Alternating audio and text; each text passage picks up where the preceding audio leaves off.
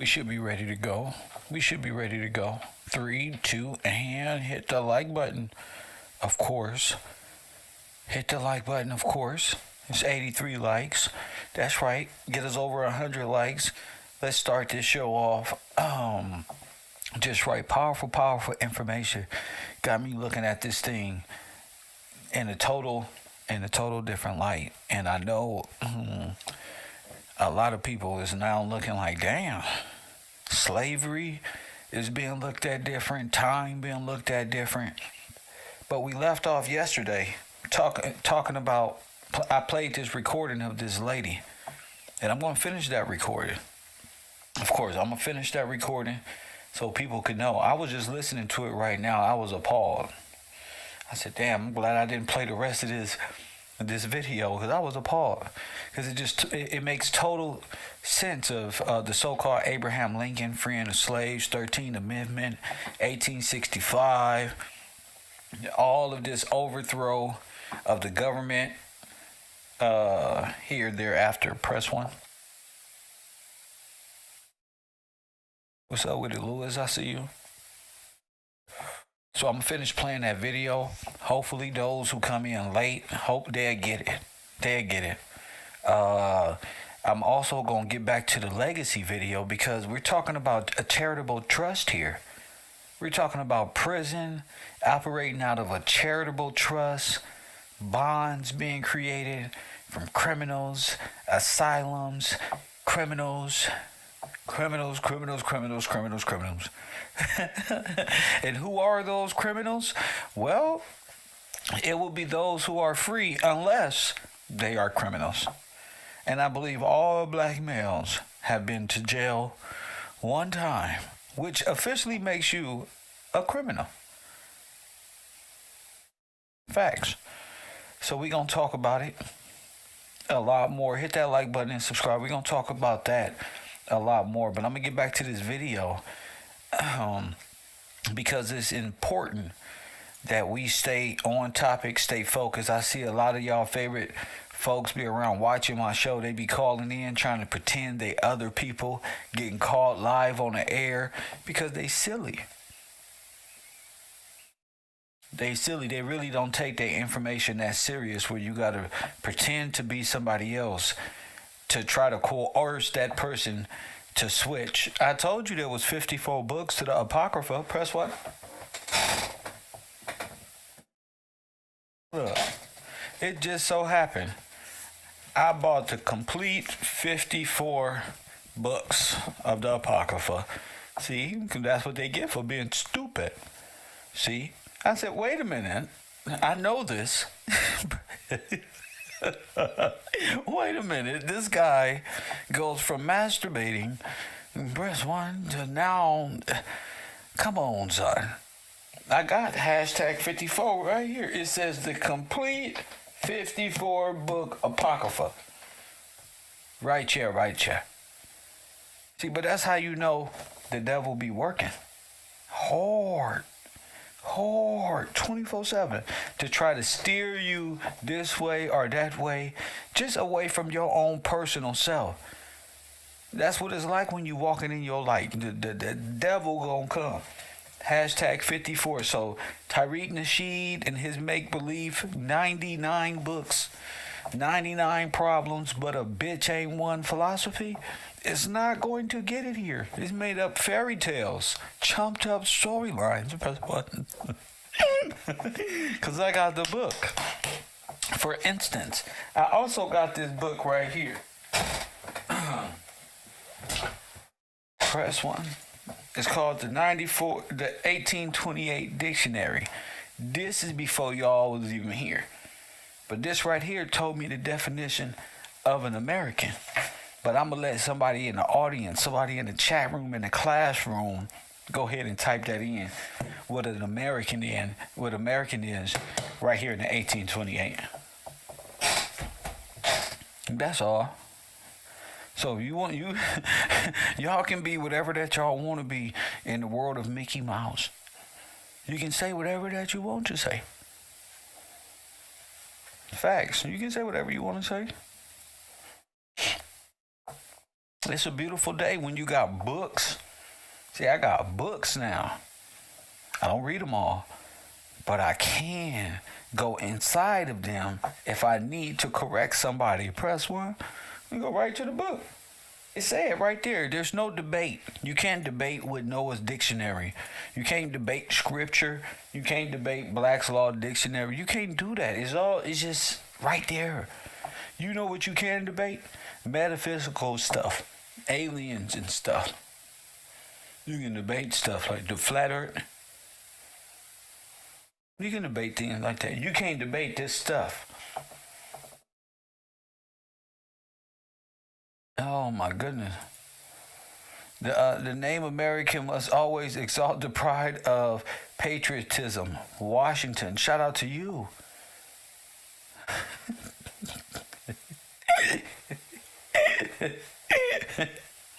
Hold up. Hey, what? Would you say rocks and stones?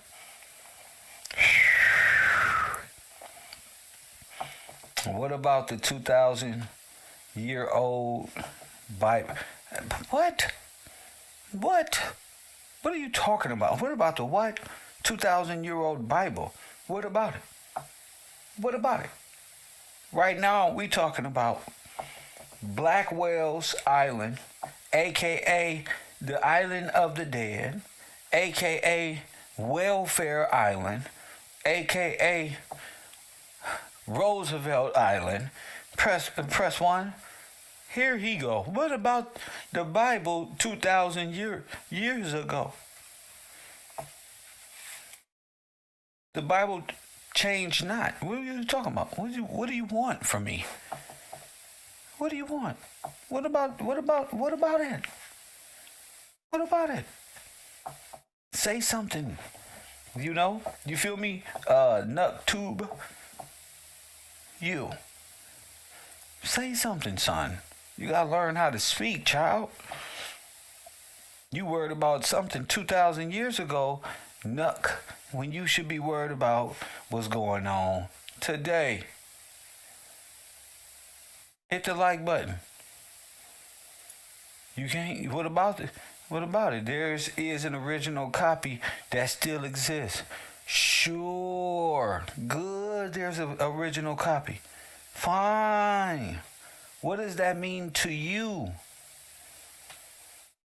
What does that mean to you?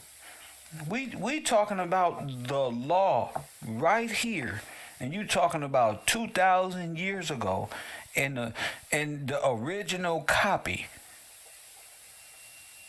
Good, but what relevance is that?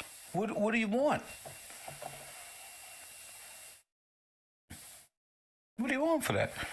You found an original copy? Good. I'm not here to contest that, sir. Forgive me, but I'm not here to contest whether they found a 2,000-year-old Bible. Okay? Good. The Bible we have is dramatically different, buddy. What's so different about it? I'm gonna stop right here.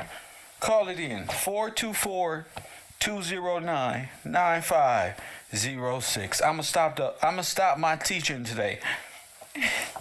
I'm gonna give them a chance to. What's so different about it?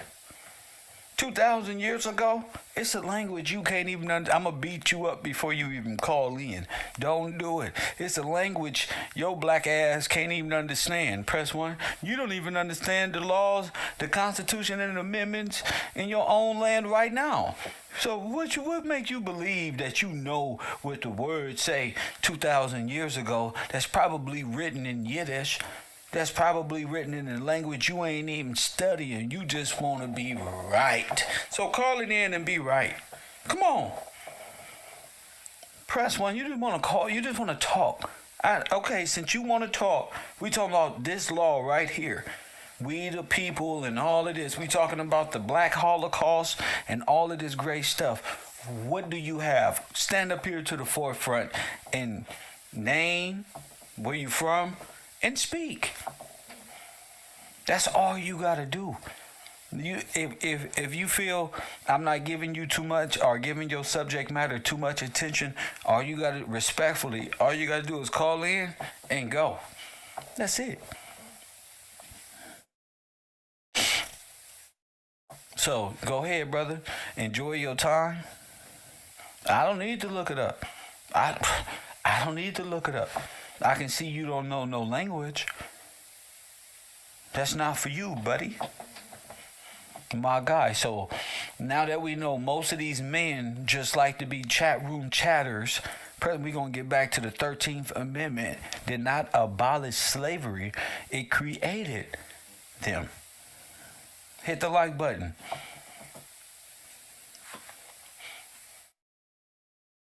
It created them.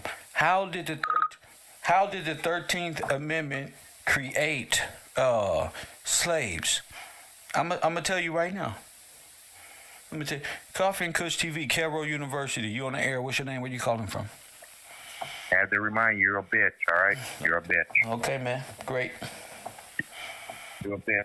Okay. I'm glad you wake up when I do. When I move, you move. Just like this. So, the 13th Amendment did not abolish slavery. It created them. So why Candace Owens think that Abraham Lincoln set us free? Why do these people think Abraham Lincoln set us free?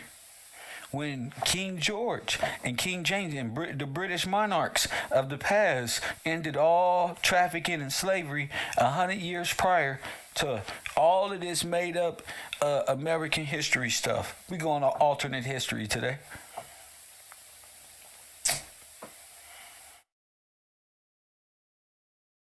Who would America be abolishing slavery from? Who? This is the magic question. Who are they abolishing slaves from? If the monarchs already abolished slavery. Because the Americans didn't want to abolish slavery. So who are the Americans abolish slavery from? Themselves? They're saying, oh, we don't want to be slave masters anymore. Is this what's the story at this point? Is it the British? Is it you? Is it the British or is it you? That's what we got here. Shout out to y'all in the chat room. That's what we got here. So let's read the 13th Amendment. Press 1. Well, I get to this call right after this. Right after the students get finished this morning. Coffee and Kush TV, you on the air, what up? Civil rights is see equal rights. See equal rights, okay? Civil rights is see equal rights. What do you mean? Civil rights is see equal rights. Ever since they signed that civil rights bill, black people been seeing see evil rights ever since. Oh. It's see evil. These etymology of these words are important. Very important.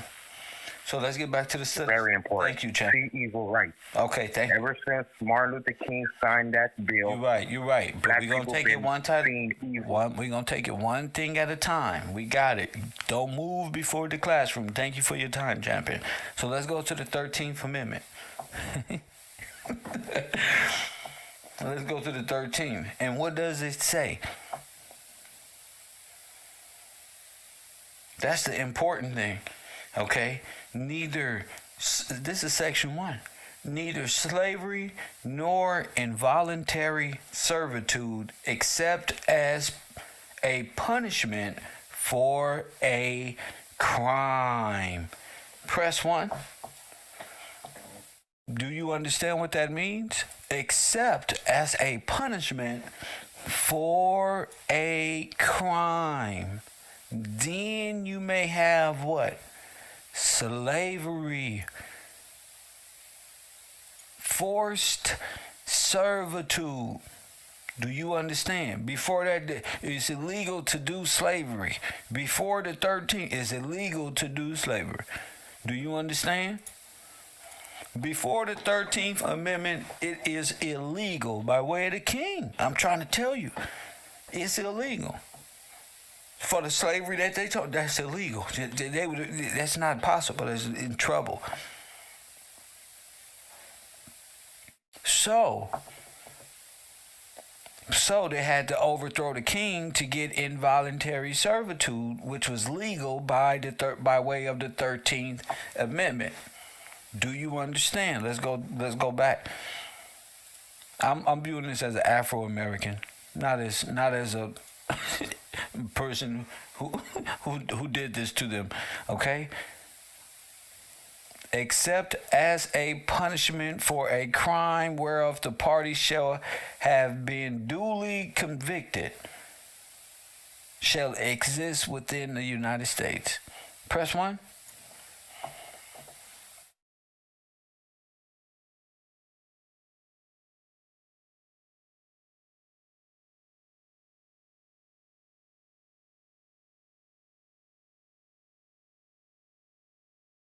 So, people been asking, why do you say the 13th Amendment?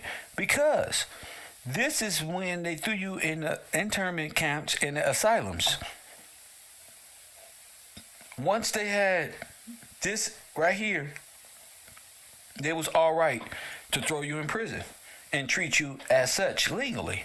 Legally homicide, legal genocide, legal conviction. They do all type of legal tests because you're going to the asylum, you're going to the jail, whatever your thought process is. If you believed in God too much, that was a crime. If you believe,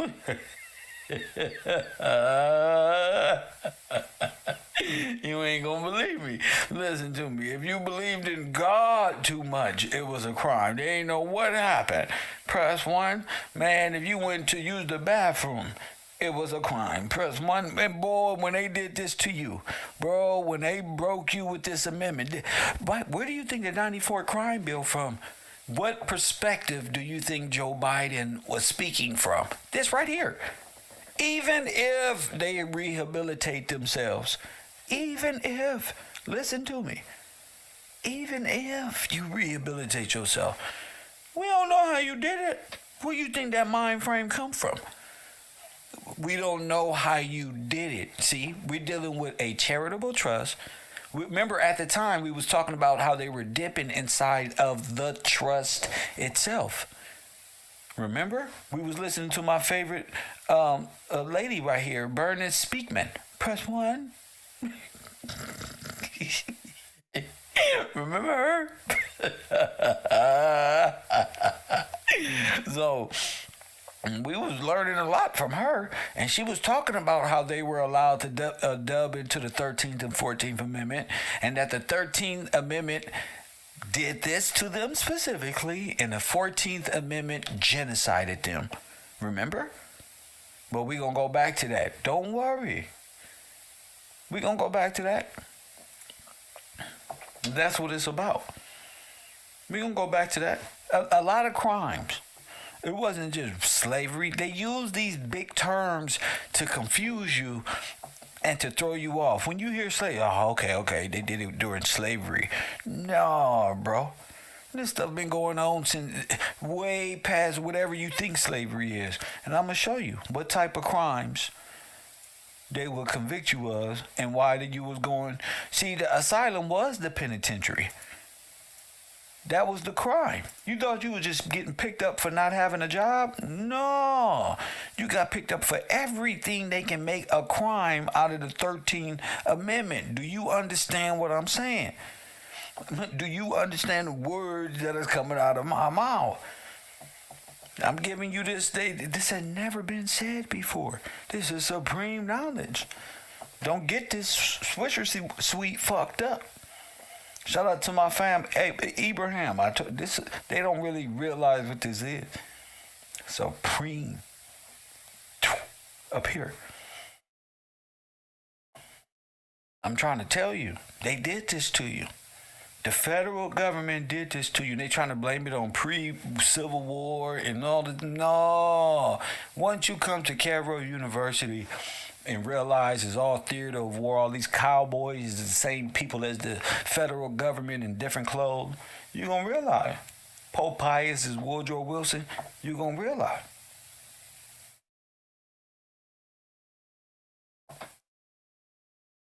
If it ain't Woodrow Wilson, it's his twin brother. If Herbert Disney ain't Herbert Huber brother, then that's his twin. I mean, if that ain't the same person, that's his identical twin.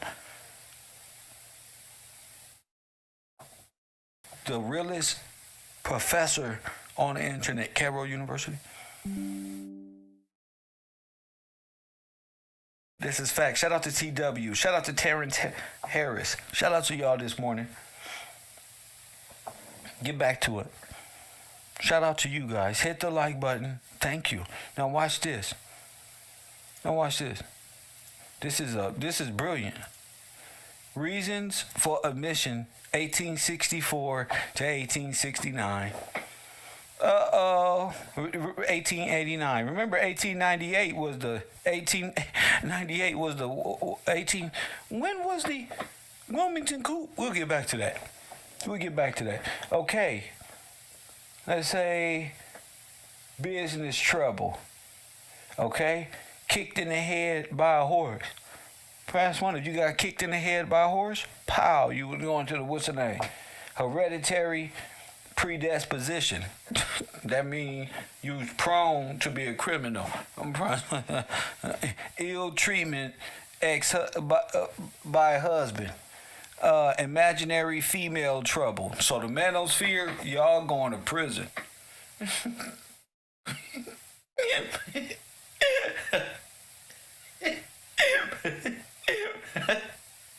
Hold up, y'all. I'm sorry. Manosphere going to prison.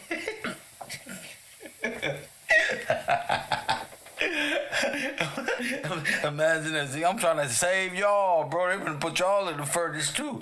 Imaginary female trouble. Hold on. Hysteria. Immoral life. Press 1. Just immoral life. Press 1. Imprisonment, jealousy, and religion, laziness. All Democrats, get up off the ground. You're going to prison. You're going to the ward. You need to be taken care of. You need welfare. You need help. Marriage of son. Oh my, you need to be. Oh my God. Masturbation and syphilis. Press 1. Masturbation for 30 years. Press 1. Medicine. So they'll throw you in prison for everything. They trying to make it look like 1865, the Constitution, and all this other, like this was a long time ago. No, everything was already made. They just made amendments to the Constitution and stole the Magna Carta. They made amendments to the Constitution and stole the Magna Carta. Well, they wouldn't have to steal it if they already had it, right? And they wouldn't have to do this to you and throw you into all type of prison if you had not been of some importance. That's why I present this. So, you may not like it, but there are people who enjoy this information, and hereditary equals pre-crime, huh? I told you, pre-crime is from Minority Report. See? Hereditary. So it's hereditary for us to be criminal. If you walking with 1 or 2 of your friends and 3 of your friends, oh yeah, more than likely y'all some gangbangers from around here. It's just what it is. Nobody wants to live up under that type of... Nobody in America has lived up under this type of pretense ever. And never will. Just you. So we're going to listen to this lady break this stuff down about the asylums. Again, it's tough to listen to, but remember, it just happened a few grandmas ago. It ain't happened too long ago. So don't get too comfortable. Don't get too comfortable, because it's going to be some shit you never heard before. Now, this was Roosevelt Island Charity Hospital. It looked like a palace that was turned into a penitentiary. Press 1. Do with penal codes and commercial and turned you into cattle, into a product like they said they did you in slavery. No, it happened right there on that island ship they call Roosevelt. Press 1. They call Roosevelt Island. Death, where you lose your citizenship. Press 1. You lose and you become a slave, a bonded slave. You got a bond right now. Press 1 if you ever been in jail. Guess what? I'm going to tell you right now, you got a bond on you. You probably don't even know you got a bond. You probably don't even know. I didn't know I had a bond on me. Yep. And guess what? Yeah, I told you I watched that strawman shit. You probably got a bond that you can't even pay. Press 1. You probably in a negative. You probably got warrants right now. You probably got all type of supports issues. I'm talking to the men, not the female. I ain't even talking to y'all. You can't do nothing. You understand? Well, I'm telling you, if you ever been to jail, you have a bond on you. And every jail number you ever had has a bond number on it. President. So I'm not talking shit. I know. I was bugging like, wait a minute. Yeah. And it's they know you do. It's not illegal to check it. They tell you, go check it. It's the Treasury. They say, you ever got the things that say unclaimed funds? You'd be laughing at this shit on TV. The Treasury, those are companies who looking for the big hitters. You feel me? You can do it yourself. With every service in the world, you can do yourself. Press 1. Every service, when you go to make an LLC or a business license, it's people out there that'll help you for a couple $100. But all you gotta do is walk in the building and talk to the lady behind the counter. She'll help you too, for free. It's her job. Press 1. So, any road you want to take. Shout out to my Cash App though. Who is this? Mr. Coopwood. Shout out to you for exposing the Minority Report. Shout out to you, Mr. Holloway. Shout out to you. Shout out to y'all, man. Y'all make this channel what it is and what it's going to become tomorrow, and all of what comes from Coffee and Kush and KevRow University. It all starts with the support of right here, the truth, and the truth will set you free.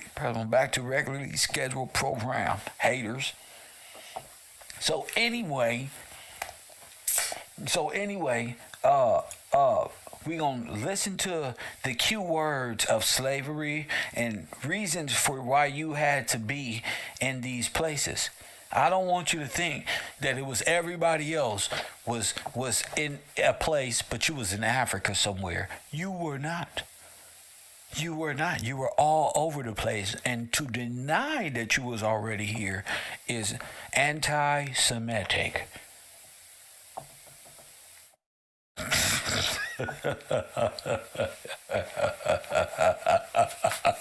I'm trying to tell you, that is anti-Semitic, G. To say that this ain't your homeland and your holy land, which they trampled upon, that they said Adolf Hitler trampled on them, and they did the same thing to you. Those bankers, yep, yes. And the Kanye situation, like I said, it really got me thinking about these asylums. Like, damn, this how they can take everything from you is by labeling you crazy in a free world. You can't label. This is a free nation unless you're pretending it's free. Unless all y'all is pretending and to even have legal nationality status in this motherfucker. Because free is free. When you know your history, you will make sure your freedom is very well preserved. When you know your history correctly, not federally banked, inspired by Rockefeller, reading Rainbow. I mean, really knowing your life and what happened to you, how you fell, and how to get back up the beanstalk. So let's listen to this, sister. Then we're going to go into the charity, the trust, and that thereof, just to have a great combo. Patients complain, no, the room was so tiny, the furthest away that she could get was only 10 feet. So she ran for help. A doctor took an hour to get there. And then he bandaged the woman's head and then started to leave. And the nurse said, no, you have to move her to the hospital. She's seriously ill. And she begged him repeatedly to remove this woman to the hospital, and he refused. And she died. And there was a grand jury investigation, and they looked into it, and they issued a report basically finding fault with the commissioners with almost every way in which the lunatic asylum was run. They also found fault with the doctor for not removing the woman to the hospital, even though the nurse had begged him repeatedly to do so. And the response from the head of the man who was running the asylum was to fire the night nurse. That was the only person that got fired. That was the only person that got into any kind of trouble. And he fired her because he said that the woman died because of her gross negligence. I mean, it's just incomprehensible. But he wrote that what she had done was she came upon this woman murdering another woman, and she locked the door. And that was her big fault. And I thought about that. Well, what did he expect her to do? She's one woman. This other woman is enraged and in the process of committing murder. You know, what was she supposed to do? Stop it, by herself? And her real problem was that she had no help whatsoever. And when help finally arrived, this doctor, who was just a young man, straight out of med school, but he was no help at all. Yeah, I'd like to ask you about that. One of the great dilemmas for these women is that if they were being abused and told an authority, no one would ever take their side because they were insane, of course, in the eyes of that authority. Right. That I came across again and again. French said that when he did finally testify at the Senate investigation, and one of the most important points that he wanted to make was that the nurses could be tyrannical and cruel, and then when the patients complained, no one ever believed them. So it's pretty much like prison. You see, the prison is ran by criminals. Crazy. See, the white criminals was over the black criminals. And they taught the white criminals how to be nurses. So when they went, who you think was leaving them sisters in there to have babies with their legs wide open and with their straitjacket? Who was doing things like that? Real nurses who was used to taking responsibility of people for hundreds of years? Or somebody just diabolically murdering people? There's so many questions dealing with Blackwell that you can't make this up. Again, these women at the time were all under the queen. And the queen was a Nazi. The queen was a Nazi. This is embarrassing. The Queen of England, all right, the one who just passed away, her whole family. Shit. They're insane, and they always believe the nurses and the doctors over the patients.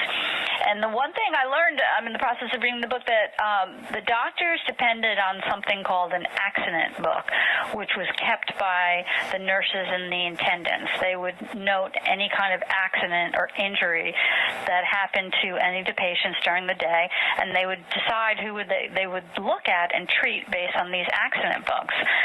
Now, since the nurses and the attendants were very often the cause of the accidents and injuries, they would just leave out the ones that they didn't want to get in trouble for. So the doctors never even knew, who was in the worst shape. You mentioned straitjackets, but there were other kinds of restraints, right? Including something called a crib. Yeah, that one was if if you see pictures, like if you Google it and see pictures of it, was terrible. It's essentially the same as a child's crib, but it's actually more confining. Like in even a child's crib, there's a lot of space for them to move around, to sit up. In the cribs that they had for the patients at the asylum, all they could do was lie down flat, and the top of the cage, and it is a cage, was just like a few inches from their face, so they couldn't move at all. And I read this one doctor describe it, was seeing a patient in one of these cribs, and he said he squirmed around inside of it like an excited squirrel. I mean, it just made me cringe reading that. And one of the doctors testified at the investigation that I mentioned, saying that he didn't think they were so bad, and really they couldn't build them fast enough, and he could get more. History, God, entertainment, comedy, you can't beat it. Here he is. See, that goes to show you everybody can go. Even the motherfuckers talking about everybody can go. Brother, wanted to be the first one on some Judas behavior to double cross you in the background. You see what us good folk have to go through? If I didn't have empathy in my heart, I'd be clowning the shit out of them, which might happen anyway. But I'm saying, ain't no malice in it. You're just wasting your own time trying to stop somebody like me, because I don't stop. You will spend the rest of your life trolling me. This is me for real. That's the thing about it. Press 1. This is me for real. I don't hide behind emojis. My face is on the screen. Kev Gill. Niggas see me out. That's Kev. So you already start off as a coward, and you develop that, and the cowardice in you grow, and you become, the more I defeat your little tactics and overcome your shenanigans, the more your confidence de-escalate, your confidence, and now you're working out of fucking pure hate, and it turns into hate and jealousy and envy, all because you ain't focused. Perhaps you ain't gonna develop the whole because I'm focused. My class is focused. You feel me, Marley? Taj is focused. These people is focused. So it just goes to show you, people would never change. These are the same individuals from elementary, junior high school, and high school playing these same games. And ain't nobody playing but them. He is a perfect example of why you got, that's that mentality you got to stay away from. You don't want to be around nobody with that type of haterism pumping through their blood.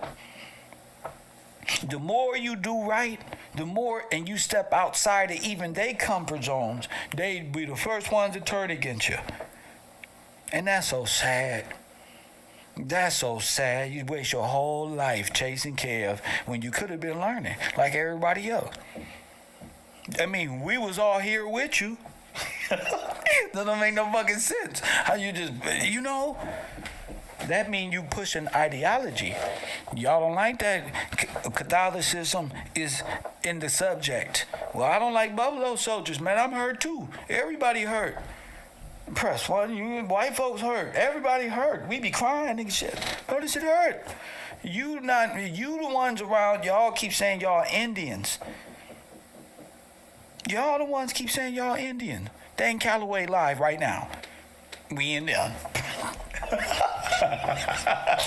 24/7. 24/7. Because that people believe. And that's why I just say, you know what, I'll just research history with the folk. Because people believe in anything with no substance, no foundation. If a person wants to ask you, you got a more of a solid foundation than damn Pan-Africanism. They got holes all in their whole ship. First of all, they're 501(c), so they are bought and paid for. Period. That in itself is already you sold your soul. That in itself is already you sold your soul.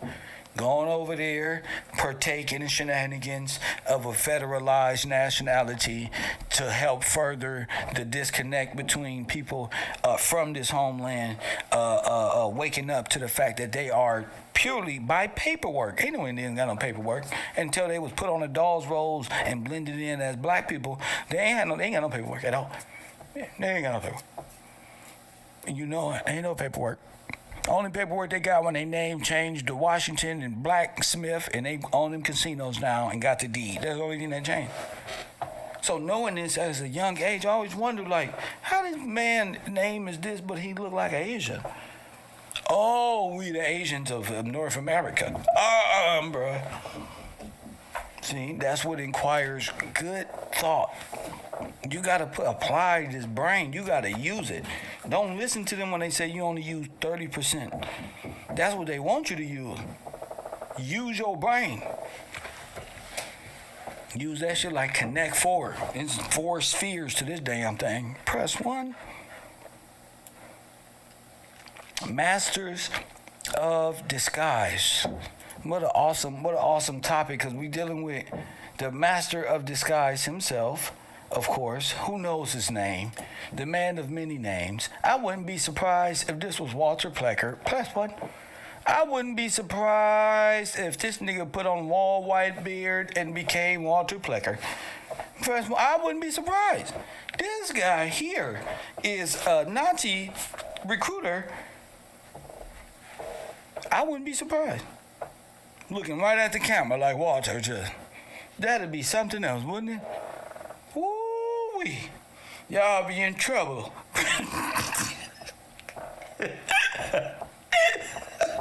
Boy, y'all be in deep shit. Boy, what I'm saying is anything is possible at this at this point. I mean, just to... As I said, if God was to return and all of this was like this and Kevin didn't come straighten this shit out, boy, we gotta straighten this out. This nigga is the Boy Scout leader. But before he was the Boy Scout leader, y'all, I told you. What were they? Russians. Say it with me. Russians. All right, we're dealing with alternate universe is the study. Press. Is the study. Remember, family, it's important. All of it. I ain't playing no games. I'm finna show y'all something. Let me see. That's daily. Okay. We gotta do better, fam. So we gonna do a breakdown on this guy. Is that okay? And Willy Wonka. Remember Willy Wonka? We gonna remember that's his sister-in-law, I think. It can be his wife or something. I think they all men and women dressed in roles, but who cares? Who knows? I don't know, and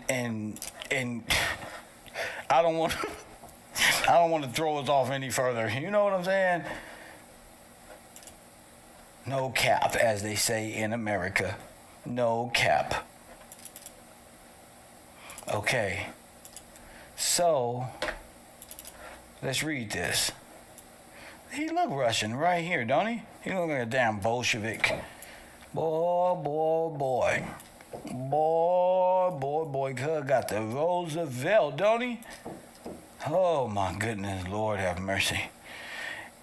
All right, and Robert Baden-Powell, first Baron Baden-Powell, year he and his sister Agnes Baden-Powell, 1858-1945, funded the Girls' Guides. His wife, Olave Lady Baden-Powell, 1889-1977, also did much to promote Girls' Guides. In 1916, he organized the Wolf Cubs in Great Britain, known as Cub Scouts in the United States. Press 1.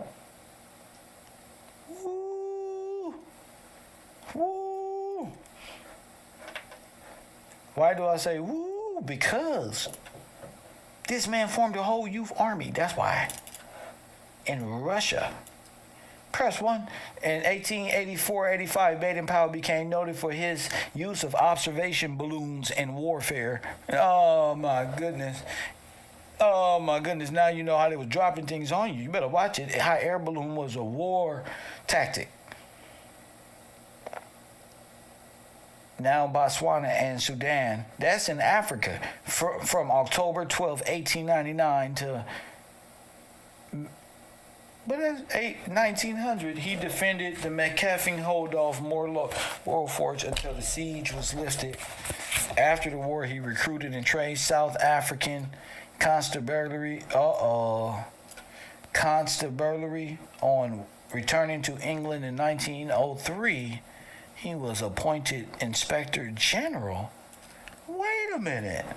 That better not be what? What's the General Inspector General that we was the postmaster of the cavalry and following the establishing the cavalry in school. So he was promoted to Lieutenant General. So he is a military man. This ain't just no old fucking lost old man out of fucking retirement home here. This is a full-fledged recruitment of regular civilians to an ideology of something the world has never seen before. Press 1. Oh, they have trained him up real good, him and his wife and his sister. It's a family affair. It's a family affair. So they made, over there they made that. But over here, they made Cub Scouts and Girl Scouts.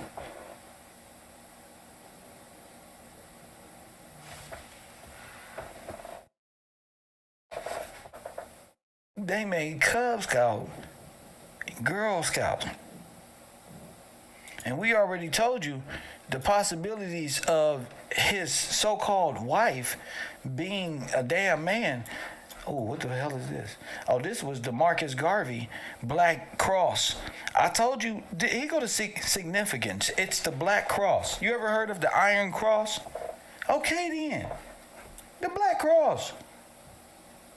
Okay, these recruited Africans, Press 1, of the Red Cross by way of whatever legions they became by way. This is insane, actually. When you think back of what came out of this Planned Parenthood and eugenics program and the slaughter and death of countless Afro-Americans at the time. It's facts, especially with all of the travesties that was going on at the time. Like floods and floods.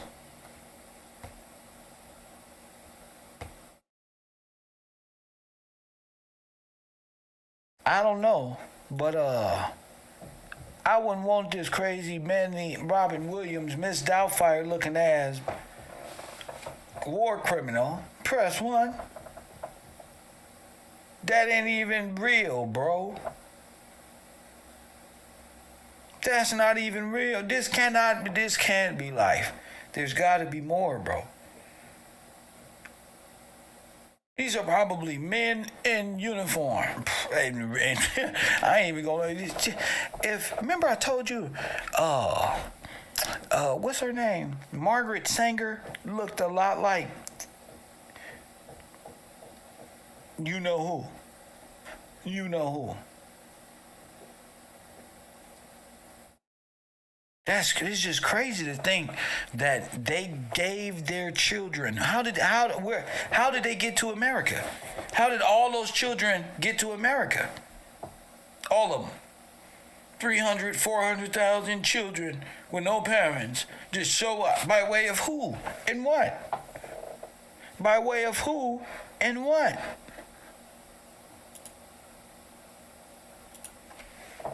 Well, Boy Scouts and Girl Scouts. Cubs. They was getting them young. Those are cubs. The little boys and little girls, the real little ones, those are cubs. Oh, you can bring them up just right. Press 1. And as we said many times before, the Girl Scouts were wearing the uniform of Red Cross internment camp soldiers. Did you catch that? Huh? Nigga, I said, press 1 in the spirit of... We just watched Hitler's youth and Stalin's youth board trained with stories of shit you ain't never heard of. Oh, I decided that I must go with my sister because she had the toothpaste. And I said, press 1, I must travel with my sister because my sister has the toothpaste. Oh, we rode together to the train. Press 1. Oh, hell no, I didn't believe this in middle school. And my sister has money in the toothpaste. Girl, if you don't get Miss Doubtfire looking there. So, what I wanted to show y'all yesterday, the day before, were how those children who came to the Americas are the forefathers of who? Of who? I'm sorry for that. That was such a terrible in terms, I don't know how to do that shit. I'm from LA, man. I just hate this shit, man. They think they can make fun of us, bro. Hell no. Y'all, bro, you got a winner. Trust me on this. So they was patrolling the Nazi regime. They are pretty much the Nazi regime. But not only that, they didn't want to be Nazi. They didn't want to be Nazi nor known as communist. They wanted their kids to come in America and rule America. They brought their kids to rule America because the switch was going to happen. And they needed hundreds of thousands of them. we going full-fledged Matrix now. Hundreds of thousands of them. Come here. Oh, hell no. It was 100,000 of them, y'all. By hundreds of thousands of children put up on trains to repopulate. They call it the reset and Tartaria nonsense. To repopulate with a white superiority, socialistic, communistic, capitalistic, white supremacist stronghold over you. To reign over you. You get it? You ain't supposed to come out to mind control. And this history is to validate their stance. This is their history. Well, if I can find a Boy Scout in America that's of Nazi, and that should tell you just from the go that history needs a real correcting in America. Exactly, toy soldiers.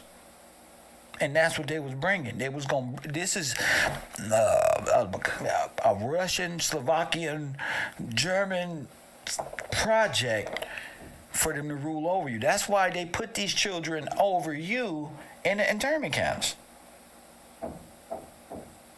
And fellas can attest in the jails as well.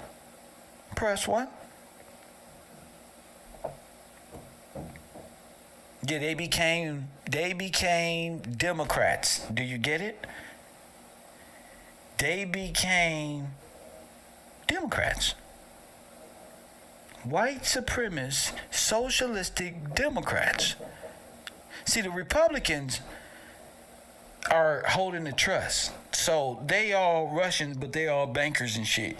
The Democrats is their opposition, but they're friends as well. So they just all playing the same stupid game. The Republicans just got hold of the trust and want to do a better job at distributing. Press. They can do a better job at accounting for. Press. As far as the Democrats, it can be used as a slush fund because they're known for spending on outrageous minority projects that never work. So it's a natural slush fund of stupidness. It's a fucking ever revolving door. What do they call it in politics? A loophole. Press one. Or they can just keep you in perpetual almost. Oh, you almost did it. God golly. Press one. God golly, you almost did a good job. 5 years, you just blew it on the dumb decision. And start back at one. I'm like Brian McKnight. Press one. That's fucked up. Okay? But that's what, when you live in debt, that's what it is. That's why your money needs to be backed by something. You need an accountant for where your money is. You ain't never had no accountant for where you're, because you are black and you in the 13th Amendment mindset. Even if you're not a slave, you still carry the, you still hang around criminals and say what we got to do. One thing you got to do is notice that there is no we in criminal mindset. Press one. If you are a criminal, you better not go be one and turn yourself in to the law. Press one so you can be cleaned up appropriately. You might as well stop running now. There ain't no out, and you ain't finna be using me with the word we. Press one. So all criminality. Hey, you a criminal? Yeah, buddy. Press one. I'm not for you right now. I'm for you when you get cleaned up, young man. No, I'm not finna know. You gotta go atone for your decision. You can't be running around in life. Do you see me doing this history? What am I talking about? These folks, they got to be held accountable. Now, if we hold them accountable, you better know how to hold yourself accountable. Don't be over here talking about we, and we got warrants. Press one.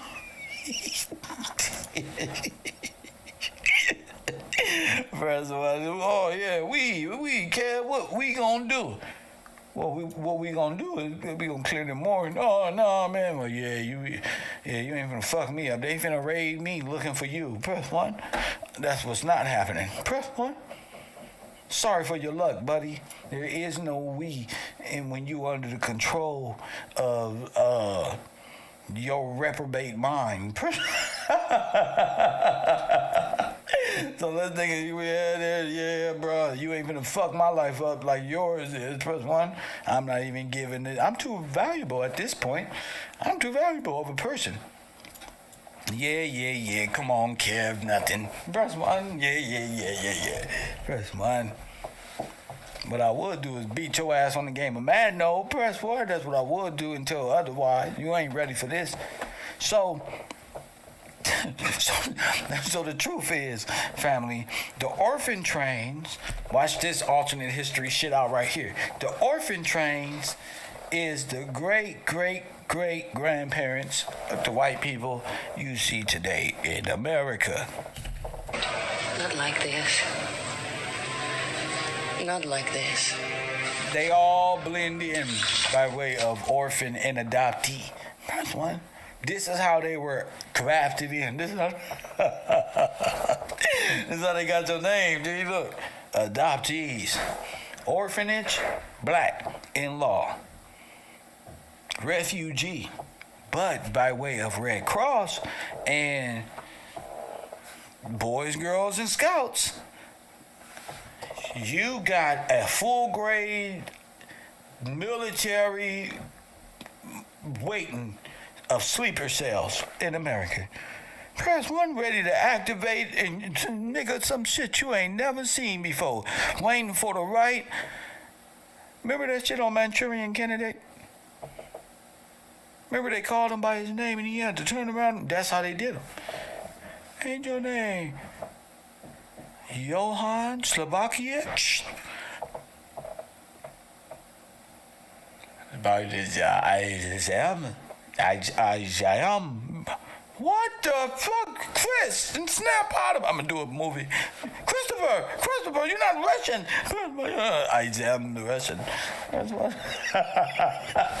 Motherfuckers, Lee Brazil's been right there. Yesterday, his name was Milk74 on YouTube from Westside Hoover, and today he's a Romanov Catholic Czechoslovakian scout looking to observe Negro culture. Chris, bang. There it is. You gotta watch him. And what's the deal? Press 1. What's the deal? Got him. That hurt. Yeah, these niggas is examples in knowledge and wisdom.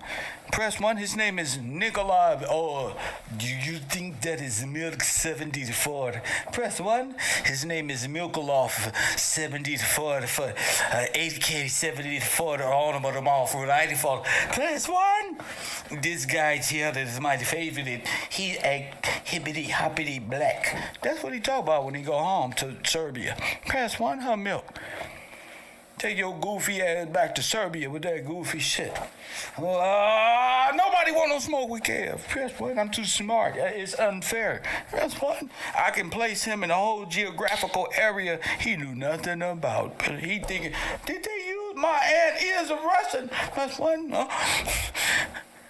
One Vlad smiling, that's my dog right there. That nigga Kev, press 1.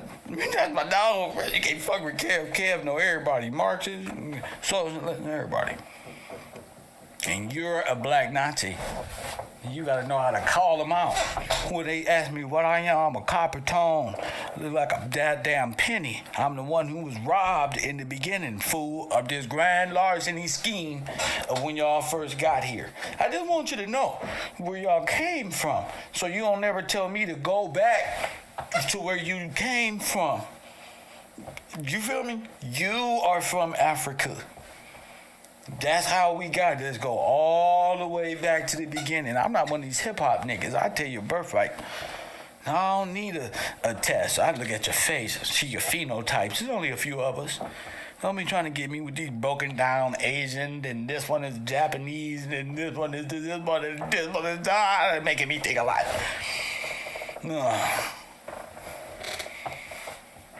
Press 1. Making me think a lot.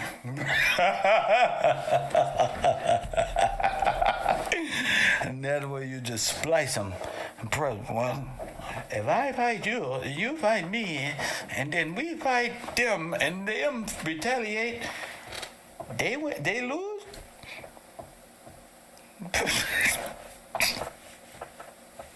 Okay. Press 1. That's how it is. History is full of shit.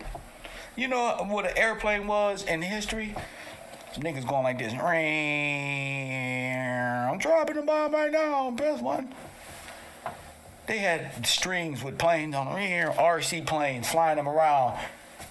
When I found out that the military was using theater remote control, I threw away all my Rambo toys, all my dreams of being fucking Rambo and fucking press 1. Y'all got me killed. Fuck this shit. What the fuck did y'all come up with this live for? Toy soldiers, bro. It's worse. When we talking genocide, when you gotta create a theater story so cold like the Truman Show that it literally covers genocide. The lie itself, not dirt, not dirt. They tried to do dirt in the internet game, but it wasn't now on the internet. But damn, I know that suck having to re-explain yourself. Oh yeah, that time when we first got here.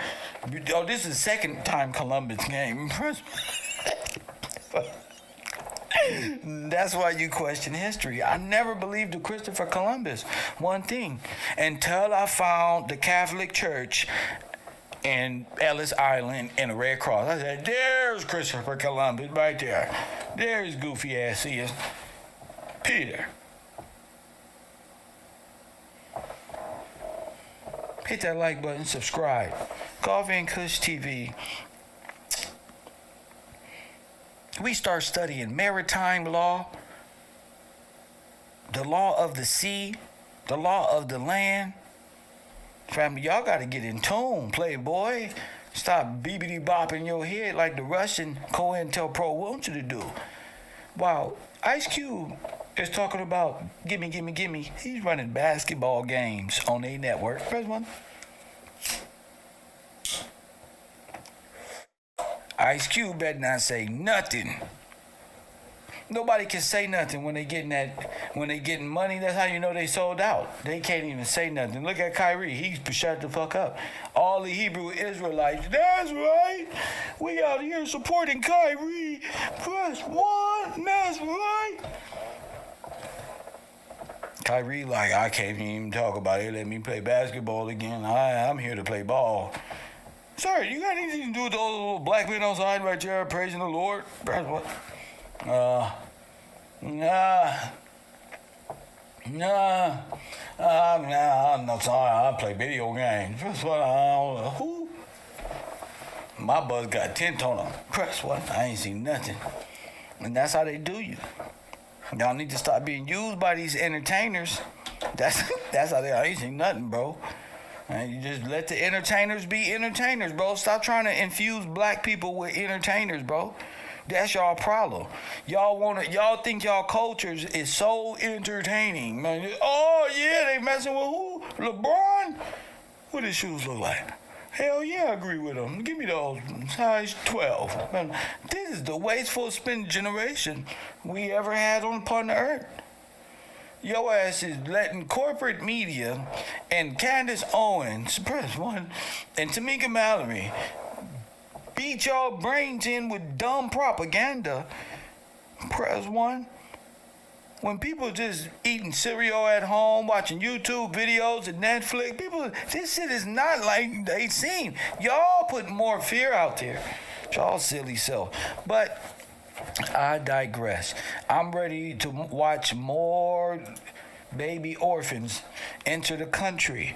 And this is replenishing America's workforce. New York City, Seneca Village, Croton Aqueduct. And it got a bunch of kids, press one, from a whole different country. But I bet you we gonna see English words in America. Press one, I bet you ain't no English word over there. You about to see them English words for sure. Cause now they're gonna tell you, oh, they made it to America. I think they was in America when they left. It's your dumbass story. Nigga, I know all the Russian letters is backwards. I'm not that retarded. Press one. Dumbass letters. I'm playing video games and I can't even read the Russian word. Who the fuck lives in Russia? Bitch, y'all put a fucking sign up. I feel sorry for black people in Russia. Boy, y'all brains gotta go in reverse. That's a cold language. Ooh, that's how you know we speak English is ours. That's a cold language right there, nigga.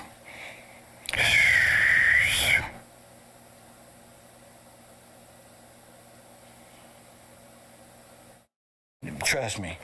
Google something in Russia and read it back to me in class.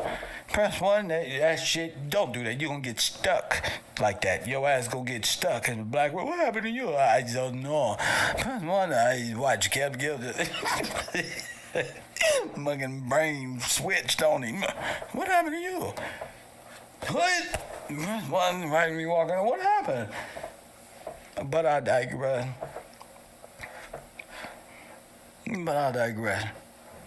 It is anti-Semite wheat, and we're going to continue on with the invasion by little toy soldiers. Now that you guys know, these are some little badass kids, okay?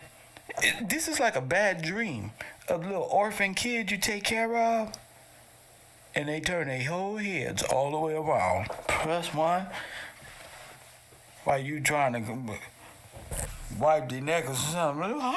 Oh, what the fuck? Press one. You got a little Hezbollah.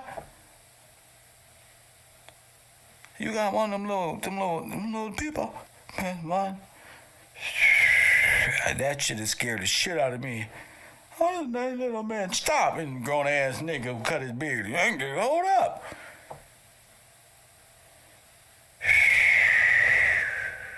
How did they get so small? Press 1. Boy, when they come out, they mama womb, they gotta be the size of a little bird.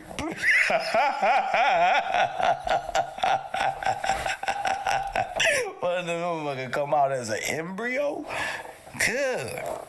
Cuz a whole embryo when you came out, came out in the egg.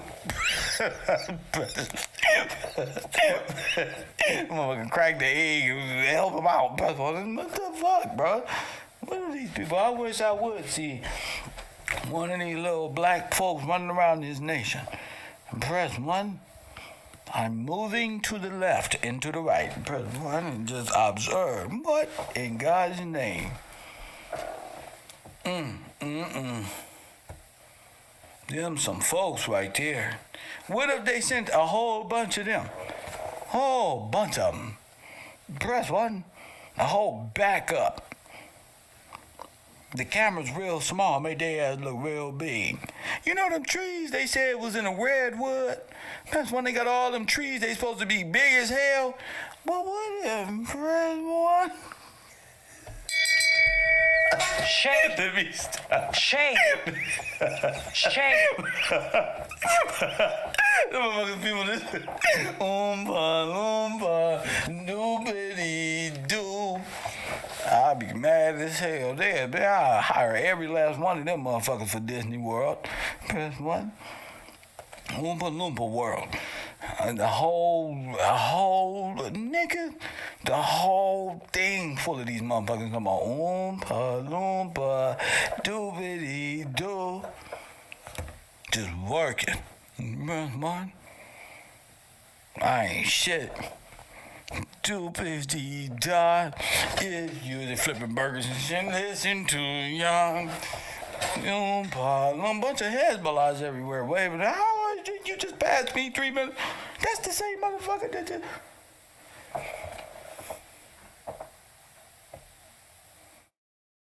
12 o'clock, motherfucker come out like a Keebler elf, yodeling. What the fuck? Hell no, you gotta be high to see some shit like this. Press 1. Who there? A bunch of Hezbollahs. They all look like him, but they're Oompa Loompas. Press 1. Retarded. Anyway, let's get back to history. I shouldn't have smoked that damn weed before the show.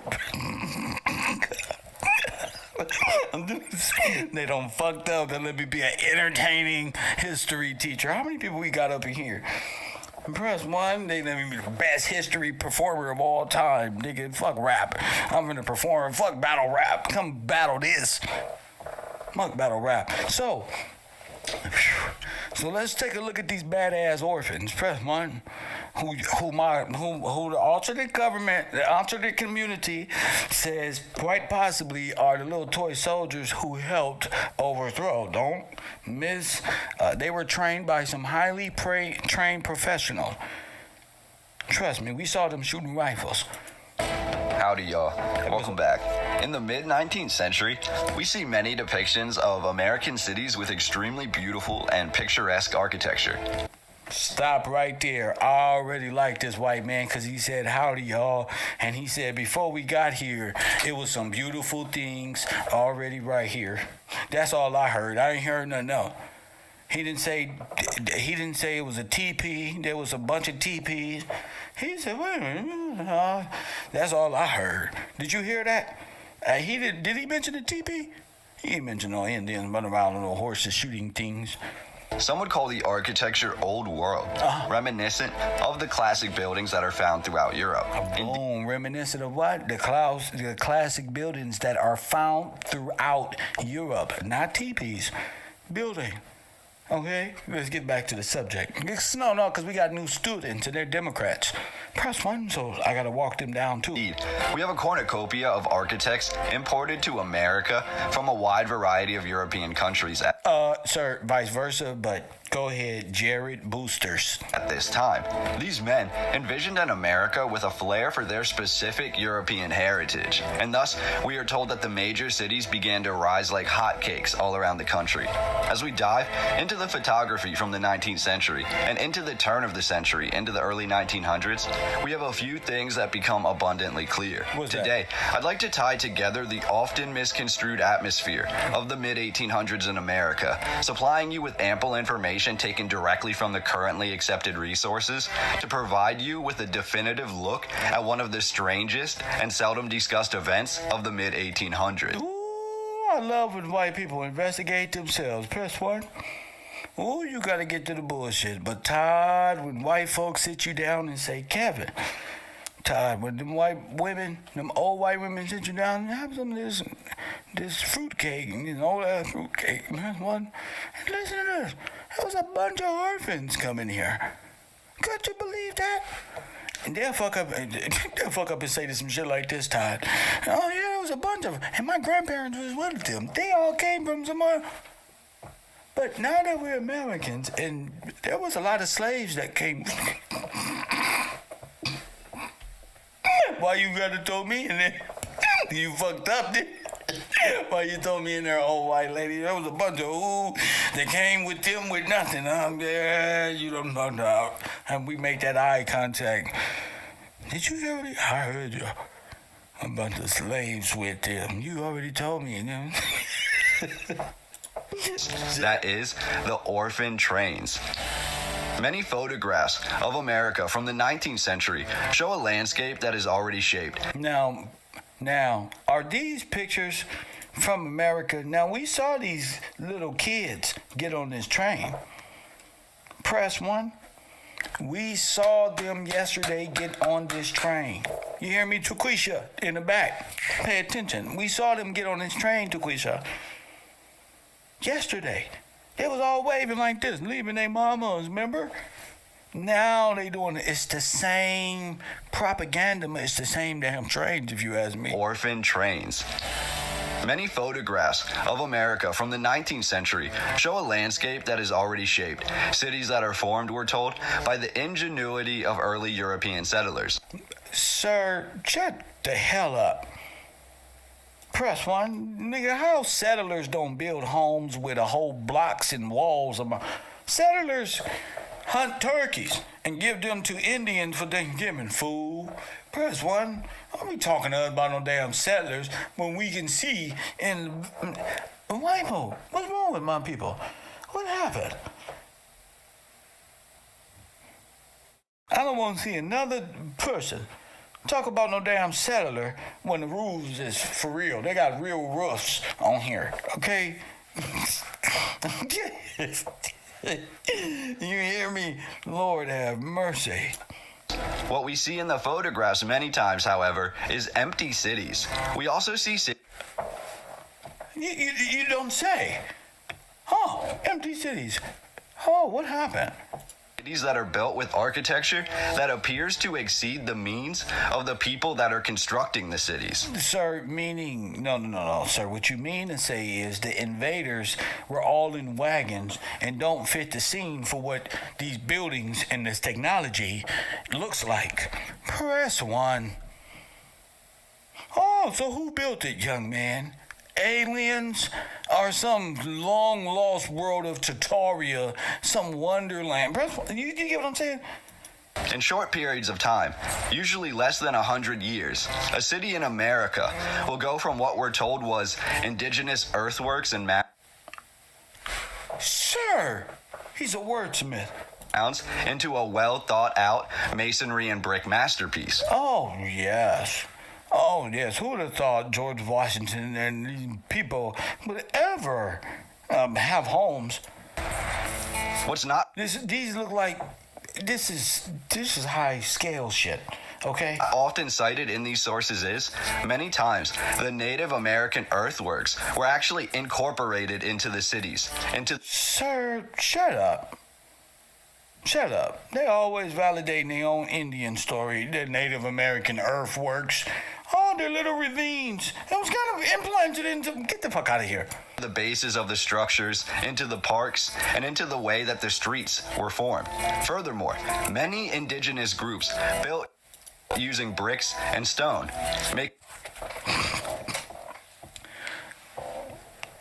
Dan Calloway, come here. Dan Calloway, come here right now. He's saying... This white boy say... Making it easier for the European settlers to dismantle their work, reuse the bricks and stone, or even claim the indigenous structures as their own. Shame. Shame. Shame. Unbelievable what they just admit. It's unbelievable. It's unbelievable. As we You the indigenous. dive into the empty cities further, we must also remember Also, we just broke all that shit into rubble and used they rubble and rebuilt it right there. Wait a minute. that slave labor was often used for the construction of these major cities. Y'all need to go home. This is key as we begin to break down what really happened in America. And Now, he don't put himself here before he got here and made all this. They always made it all. They weren't even here. They made it all. Press one. It's laws against the federal government and the Holy See and the church even owning property on this land. And they swear they did it all. the whole Magna Carta, the whole preamble of the Constitution is directly addressing these whole situation of how, you know what I'm saying? And here they are. Oh, they destroyed it and rebuilt it. Yeah, we usually built off of slave labor. Mid-1800s. Now, as many of these cities in the photographs appear empty or Now, we know 1898 and 1898, there are black towns in the north and the south. We know that. Press one. Whole black thriving towns. 1800s, which is already fucking up their timelines. But do you see what I'm saying? 1800s. The South was overthrown. Wilmington was just a week ago. barren, or the streets often mud covered. And while the masonry buildings appear much older than they should be for the Why mud covered? Because a flood. photographs, we must begin to question the harsh conditions of the mid-1800s. Could weather events really have caused these buildings to appear so aged? No, a big flood would tear it all down, like Katrina, but back in the day, coming from what I believe is the Army at the core, what you would consider the Army Corps of Engineers of today, were the Scouts back then. It brings me back to the... Because you got to go back and see who owned all the dams. And again, you got multiple silly characters who looks as if they're just overthrowing the government. That's what they look like. European architects said to have constructed these massive feats of engineering. Did they really build these structures and then basically leave them be? Meaning the cities that they were built in were then in charge of the upkeep. And essentially, most of these cities appeared to just let the buildings weather over time. That's what we see in the photographs from the mid to late 1800s. Before times appear to change. Now look at that. By the early 1900s. What the fuck is that? When the same architecture, the same structures, and the streets around them appear much more serviceable. What the fuck is that?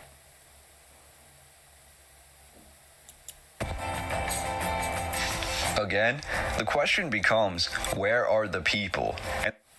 And the answer... Boom, World Fair shit. Look at that statue. I told you that was all built on this land, palaces, all that. I told you. There it is right there. There it is right there. There it is right there. In this dude video right here. The World Fair. in real life, the real building, bro. Not illustration, not rendition, not nothing. Look.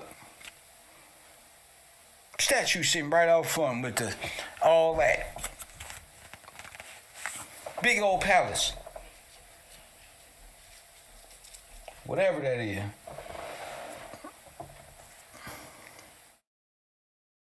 That's why I enjoy this. I enjoy just watching these things. May be more shocking than you expect. The architecture aside, we're told that a disproportionate amount of people were locked away in mental asylums. Now look at this. A disproportionate of people was locked away in mental asylums. When? After the Great Flood. You see this? Look.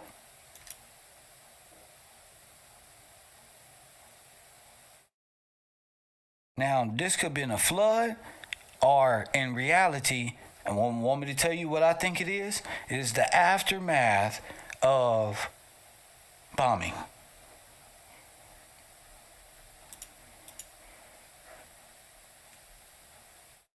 When they brought all these people here to help with the reconstruction period, this was the aftermath of huge bombing in America. That's what I believe. I believe they pulled off one of the greatest assaults in history on the population, destroyed what was here, and through bombs, real planes, bombed, and destroyed everything. And I think that majority of it, all over the place, was our people. You hear me? I think it was all, at this time, they was having a lot of bomb threats. They was at war. The Eastern invasions and shit with communism and socialism, and then people, Russians and Germans going at it, allegedly in a theater of war, was causing like hysteria here as well.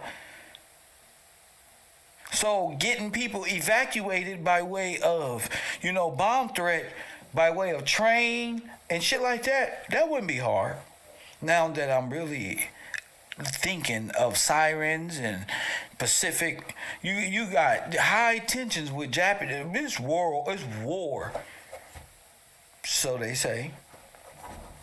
They also said Japan bombed Washington, Oregon, up by Washington up north with an atomic weapon. I think it's Operation PK or something like that. Yeah. Y'all got to do y'all research, or they was thinking It's a big old volcano up there too. Just now that I'm thinking about it, with a big old hole in it. Press one. So who knows? This could have been a whole raid for all I care, because honestly, this looked like a bombing rather than a flood or a fire. This looked like Germany at the time when it was dropping them war footage and boom, boom, boom, boom, boom. It was piling on the Axis and was defeating Hitler, and they used that footage. You feel me? So I don't know, but in the mid-1800s in America. Another key component to understanding America in the 1800s is to understand just how many asylums were being built. Not just a small building, a little retreat or a dock. No, those are concentration camps. Those are internment camps, not asylums. You call them asylums to make it sound hospitality. No. Thousands of people lost their lives in these internment Jewish confinement camps that they were putting black people in for show.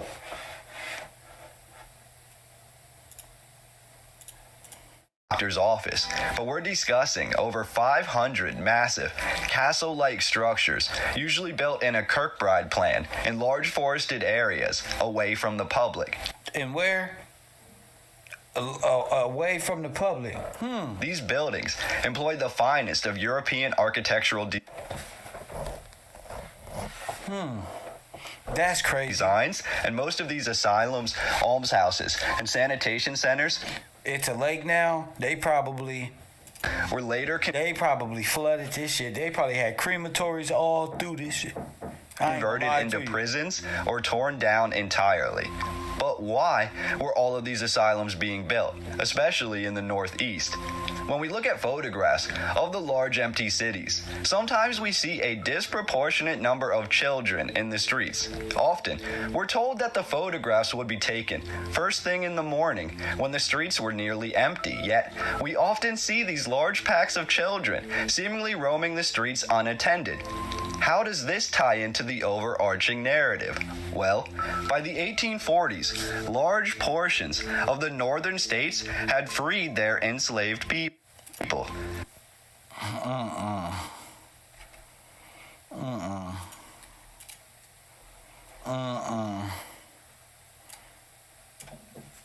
Oh my goodness.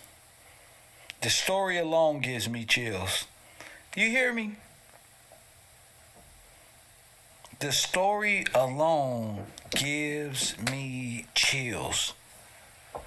Because it's like, you know what he's about to say.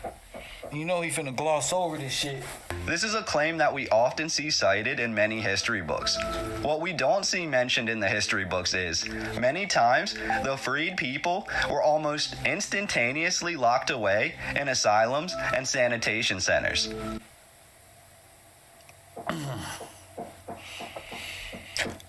Well, y'all, this is crazy. Hence, why we have so many of the large asylums being created in the early to mid 1800s.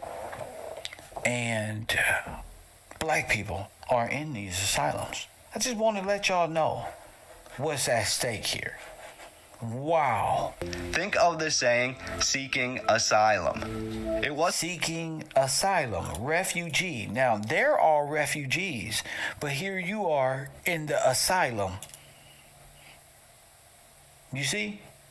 Seeking refuge. How did you become black? Well, you became blacks seeking refuge. You became a refugee. It wasn't just African Americans who faced these hardships. We also have countless indigenous people facing the same fate, as well as anyone really perceived by the larger society to be different. This is insane. This has genocide written all over. Do you agree? One. Coffee and Kush TV, you on the air? What up? Hey, Kevin, it's Karen. How you doing? Blessed. What's up with you, Karen? Hey, look, I was trying not to call today, but every time we touch on this topic right here, it's like I could feel it in the pit of my stomach. Okay. Because of the fact that they're not, like you said, he's glossing over what happened. Yeah.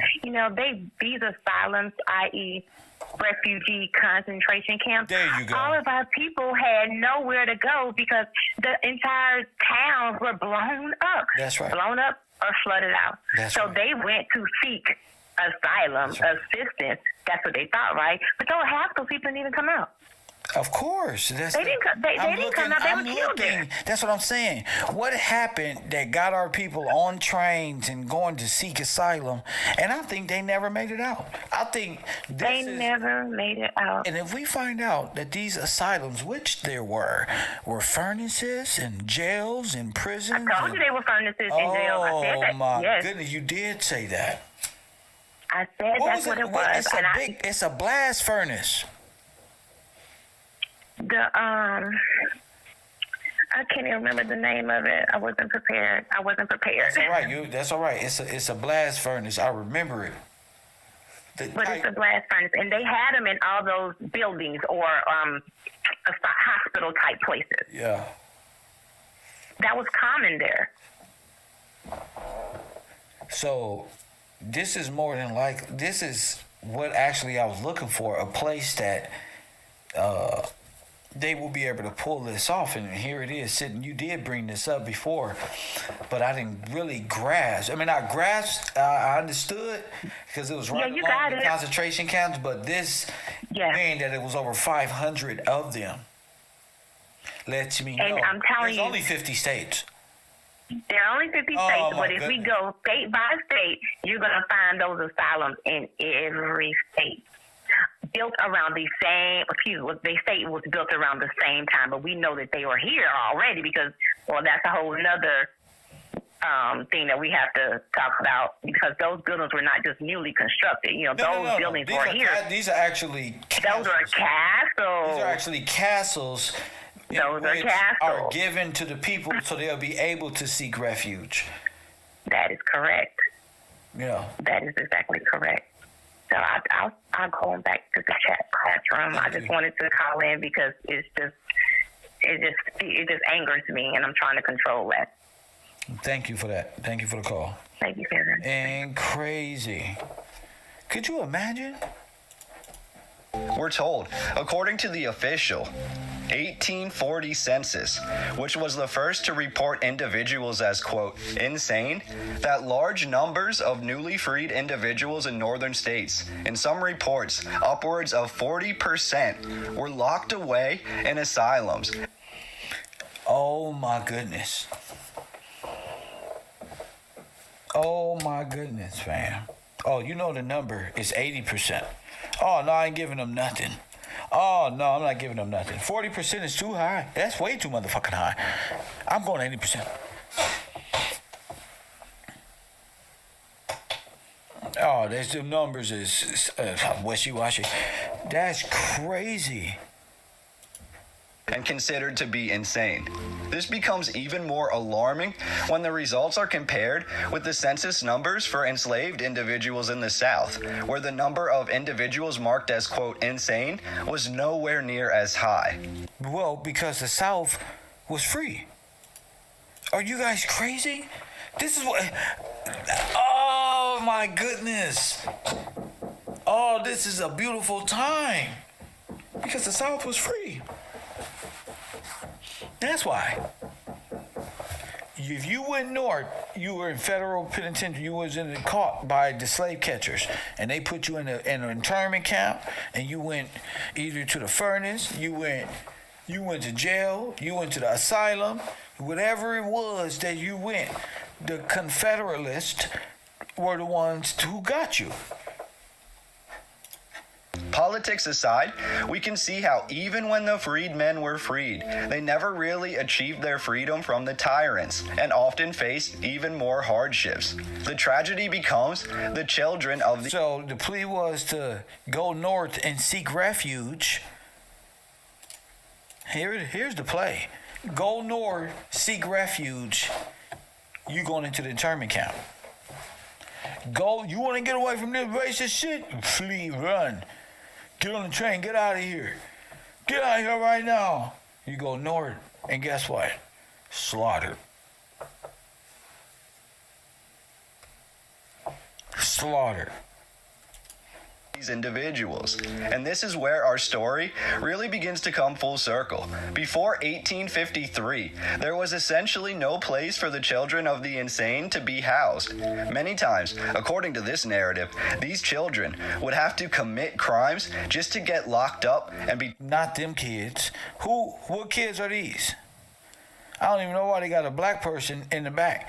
But now I know. Who kids are these illustrating? He got a red scarf around his neck. This is, in fact, the Boy Scouts. Press 1. taken off of the streets. Wow.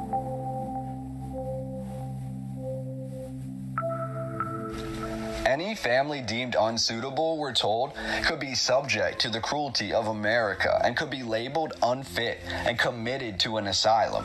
What America didn't have in place from the earliest days of the 1800s until 1853 was a place Why for do you these keep putting these white folk up there without a damn Negro inside? newly orphaned children to That's go. how you genocide and not make them seem like...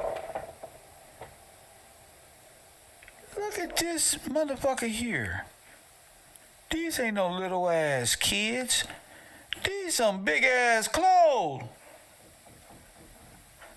Oh, hell no. Oh, hell no. Hold up. Coffee and Kush TV, you on the air, what up? One thing with the class is you look up CC Camp. CC Camp. That's all I wanted to say. Well, I didn't hear what you said. I didn't hear nothing that you said. So, thank you. But no, thank you. Don't waste my time. I don't care about none of that shit y'all talking about. We growing at our own pace. Y'all get on somewhere. Go create an internet site where you can speak your truth and become. That's all you wanted to say. Don't call my show. I'm hang up in your face the next time. You don't have to say more than that. Your information ain't what you think it is. Care about none of that. Asshole this week on Coffee and Kush TV. Now look at this guy with these big old clothes on further to the right. That's a whole grown-ass man with the pipe in his mouth. You see him? They got the rifle. It ain't no little kids, y'all. You see that sash he got around his neck? Lord have mercy. We're told these children would often create tribes or gangs, usually an intermingling of all races and religions, who would walk the streets looking for food and handouts. Yeah, all people. Press 1, all people.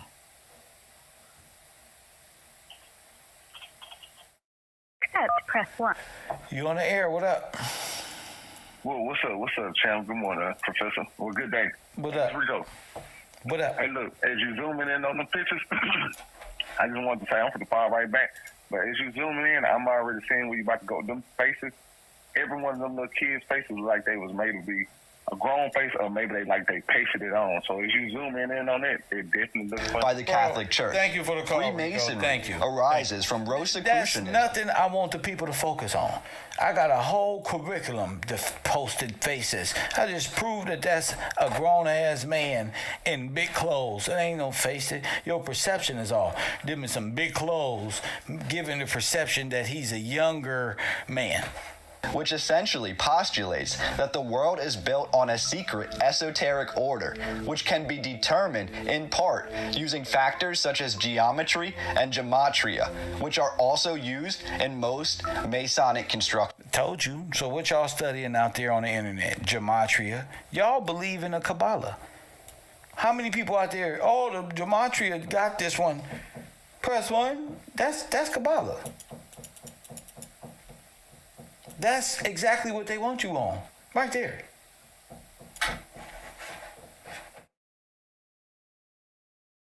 Right there.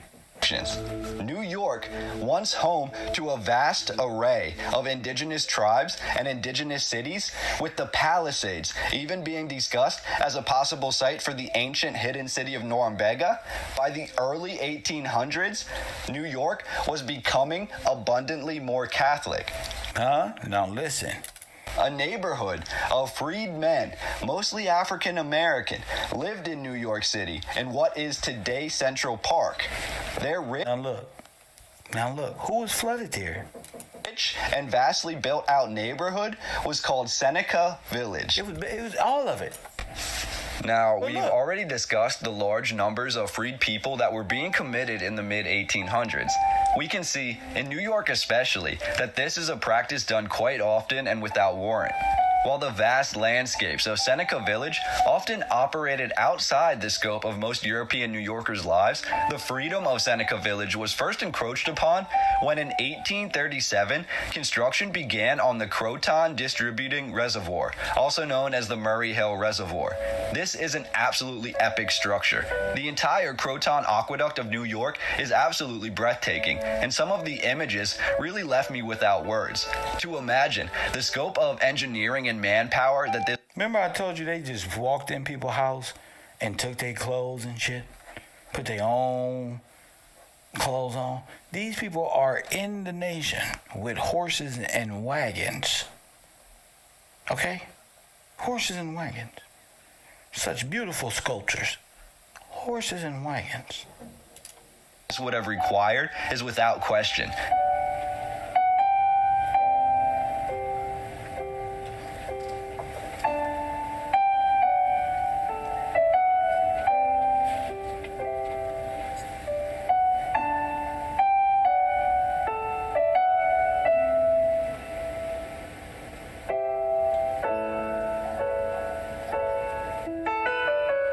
Walls.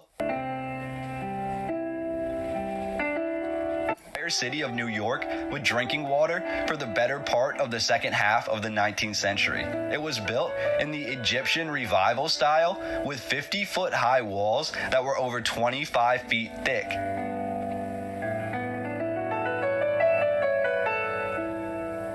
Egyptian revival style, huh? Right.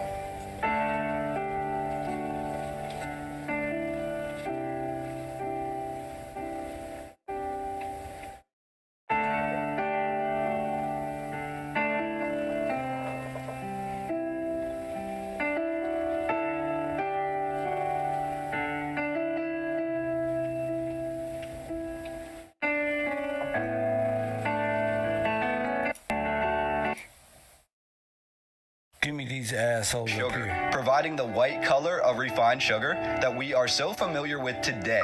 This processed sugar has basically the same color as Coca-Cola, a dark brown to black. Bone dust, however, will pull the dark color from the sugar, providing the white color of refined sugar that we are so familiar with today. This becomes interesting in modern times as the argument arises, does this mean that all processed sugar is not vegan? But I digress. Imagine now the smartphone in your pocket. Who else do you know with a smartphone? Basically everyone. It is the popular item of right now, a way of life. Now imagine sugar in the 1800s. Imagine refined sugar. It became the new craze. It literally changed the way America and the rest of the world functioned. Everyone wanted sugar, and they paid higher prices for processed white sugar. In New York, in the early 1800s, this was only made possible by the factories of Seneca Village, which were run by the freedmen. At the same time that Seneca Village was thriving, two men of European ancestry would be attending Yale University, home to a slew of early American secret societies, Freemason societies, including Skull and Crossbones. These two men would go on to not only become best friends at Yale, but they would also seemingly decide the fate of New York through architecture, religion, and the fate of the freed and poor people. These men were Frederick Law Olmsted and Charles Loring Brace. Oh my goodness.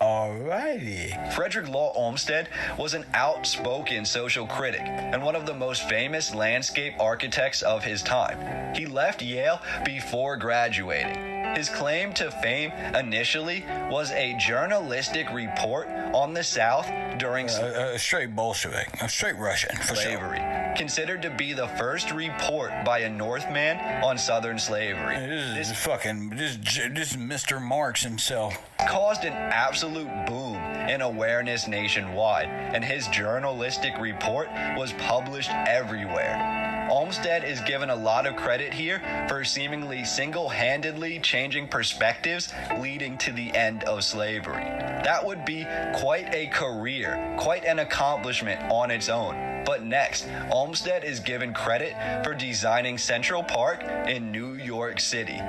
But wait, wasn't Seneca Village the bone factory and the rich culture and heritage of the freed people found? Oh my goodness. Oh, so it wasn't such a good, oh my goodness. In that area? Why, yes. Yes, it was. New York City basically orders that all people of Seneca Village leave their homes and abandon their factories. Oh my goodness. Really? Okay. The bone factories are then torn down and new factories are built under the control of New York, far away in Brooklyn. Most of the free men lose their way of life and their ability to support their families. Damn. All evidence of Seneca Village You called it. Y'all called it. Robbery coming. Oh my is goodness. basically destroyed, while the Croton Reservoir is allowed to And stay. this is after the bombing. You can see the torn down buildings in the back. At that time. This was all done according to the plan of Frederick Law Olmsted, again, the best friend of Charles Loring Brace. The upheaval and loss of work caused many of the freedmen of New York Seneca Village to have to quickly take lesser paying jobs while trying to find new housing. Many left New York, while even more ended up as indentured servants once again. Oh my goodness. Look at them. Look. Indenture service again. Who refused were committed, and those who couldn't succeed were also committed. Their children, however, began to roam the streets. Again, this was all according to the plan hatched by Frederick Law Olmsted. Oh, it was according to the plan. Your kids out all night, people, family with damn. Charles Loring Brace, and other key members of New York's high societies. Both men helped contribute to what is known as the Second Great Awakening, a Protestant revival beginning in New York, but which eventually stretched across the entire country. This goes So instead of using the great whore of Babylon, they came in hand in hand through the Protestants and the Methodist Church. with the burned over districts of mid-1800s New York. To put it briefly, the Catholic religion, which had banned Freemasonry, was being undermined by Protestants looking to reform America. No, sir. The king and its sovereignty was being undermined for the Catholic Church and its looters to work together in destroying the sovereigns, taking captive the African Americans who you reclassified as blacks, and stole their heritage and their right, their birthright, and stole all of their finance, their money. Damn. The secret societies then formed a handful, I found at least 10 significant sects of new Protestant religions that all arose out of New York. This deterred large portions of New York's population and later the rest of the country. Look at all the immigrants from the world. The South America, all over the place. Look at these dudes. Look at the nuns. They was posing as workers of God. Insane. Away from Catholicism, which according to the narrative, Frederick Law Olmsted and Charles Loring Brace both found overbearing. Look at this.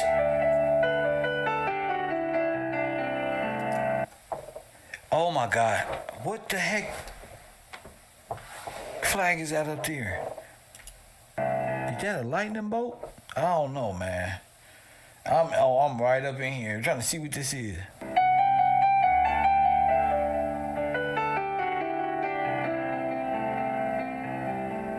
Kidnapped children. Kidnapped. From all different nations. Look, they already got the boys dressed in. Oh, that's sad. They must be Turks and Hindus and Gypsy. Oh, that's so sad, G.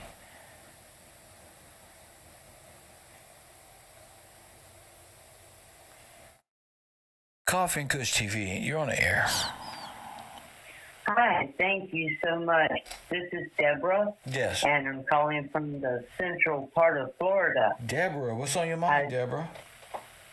I sent you some pictures that look very much like the ladies, the nuns standing with the immigrants. Oh, so yeah, you sent me these, but you did, yeah, I was looking at something you sent earlier, and it did look like these people that's on the screen. I won't mention on it, but just wanted to say, those people, I have personal experience of those people being brought through the organization I said that was written on the side of the moving truck? Yes.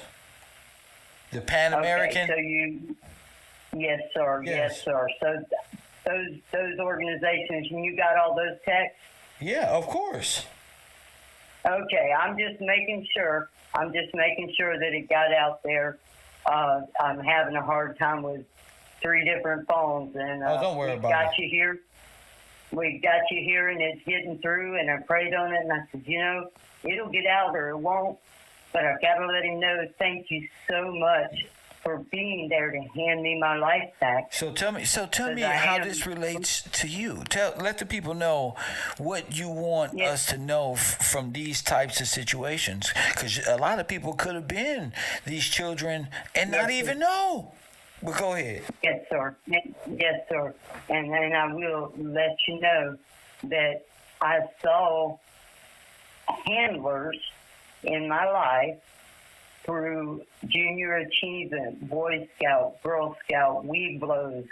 They tried to make me a man, and they tried to make me a black man, to change gender by lightning and shots. Niacin, and laying in the sun and sun lamps and things like just that.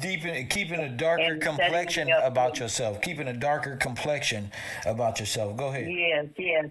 Always being given picks, like hair picks that a lady of very dark complexion would use, and I am a white woman when I look in the mirror. I got you. You know, I could be a twin to any of the little demons in my neighborhood.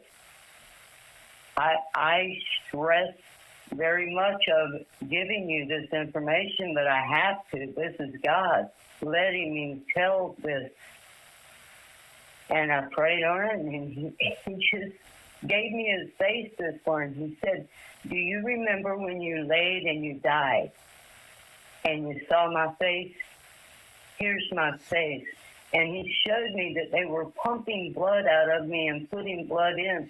When they told me that I was dying and losing all this blood, they actually just kept me in there and did blood stuff. Okay, but tell me how that relates to these U.S. orphanages, and what can you tell me about that? I believe I am a Manchurian candidate, sir. A Manchurian immigrant? No, sir. Manchurian candidate. Oh, okay. Go ahead. I thought you said a Manchurian immigrant. That was new. Go ahead. No. My great-grandfather wrote Bible pamphlets for a reserve in Pennsylvania, Oil City, and my father also comes from the same area. They call it Ohio, but it was Michigan, and they change it so much in the paperwork. I got you. That I know for a fact that my father threatened me with a sanatorium in the middle of an island. I got you. This is very personal to me, but it is nothing to me to the 600 million men that are gone, the women that are gone, the children that are gone. Did you hear they may remember we were talking about them putting these people in orphanages, but wouldn't that just be a replacement of individuals that went in and never came out? They would need new identities. So why not just get their identities, gas them, and cremate them, and take their identities and give it to these people? Now, this person is Martha, Stu, Michael, and all the rest of them, all at the orphanage. Because they weren't kept with the Negro orphanages. They're all white. So they will be kept in the other side, right? Yes, sir. All right. So the internment camps, the Red Cross, they will keep on one side Negroes, on the other side all others, which would be white foreigners from a different nation, and awaiting because both are seeking refuge. Yes, sir. Okay, so you can do a huge identity swipe right by way of the Red Cross. They was already used to stealing identities and turning Germans and Russians into Americans. So who's to say they didn't have their people here by way of you know who, if you can say Roosevelt or whatever character these people are, to just switch them out right there. I mean, why not? All the trains are going there. Why not? Yes, sir. I mean, where are the black people with them? Where are the Afro-Americans? You can't tell me that they're slaves. These kids here look like they come from a whole nother nation to be taken care of. Gypsies in the flesh. So, to be honest, it's look like gypsy. Just Romanos, and all that thereof. Yes, right. Turks. You can call them whatever it is that you want to. But the fact of the matter is, these are the replacements that will be made white and citizens by way of name and going right into the census. Going right into the census with new names. Oh yes. So this is what I'm talking about. A straight flushing, a genocide, paper genocide by way of genocide in immigration. Yes, sir. Yeah, that's what it's looking like to me. It's like the Boy Scouts trained all these young men. They know what they supposed to do. The young girls are being trained up to what, not saying that all of these are criminals, but they had been doing this. Look at the older ones in the back. In the back of them all. So it's looking like, you know, listen, I was watching A Man in a High Castle, and the lady said they put them on trains and exterminated them in the camps. But to me, the camp is the asylum, and the asylum is the whole thing. The penitentiary, the hospital ward, they have a wardship over you. Damn, that's wow. I will lose my whole identity going there. Oh, what's your name? Kevin. Oh, we got a Kevin that's going to fit you well from Denmark. You really step right here, Kevin. Take a shower with your friends, right here. Me and you already. You talked about Carnegie. You sent me some pictures on Carnegie, and I'm pretty sure him and J.P. Morgan had a train stop somewhere around Carnegie's crib. Mm-hmm. You know, Pittsburgh Steelers. Black and yellow, black gold. You feel me? There's a conspiracy called the Philadelphia Experiment, where they changed time, and the sailors who was on the ship came back, merged with the ship, died at sea. Story go. Yes, sir. May I speak on that? Go ahead. My family is into anything to do with recreating the past. And they've tried to get me to do many different tasks that I just didn't fit in with. Because I knew it was BS. Something in my heart wouldn't go along with it. But for 15 years, I've tried to find the source of the name pig iron, sir.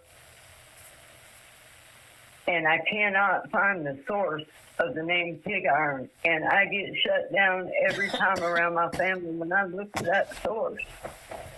So what's pig iron? What's that for people? What is pig iron? Sir, it's a melted down carbon product. That's right. That is then organic. Yes, sir. Okay, so it is a holocaust. It is an organic burning of organic tissue. Okay? Yes, sir. Yes, that is called a holocaust. That's what that's called. Yes, sir. The burning of organic tissue in this inferno type. This is what a holocaust is. Oh, not just an extermination process. Oh, no, you got to go to the etymology of holocaust.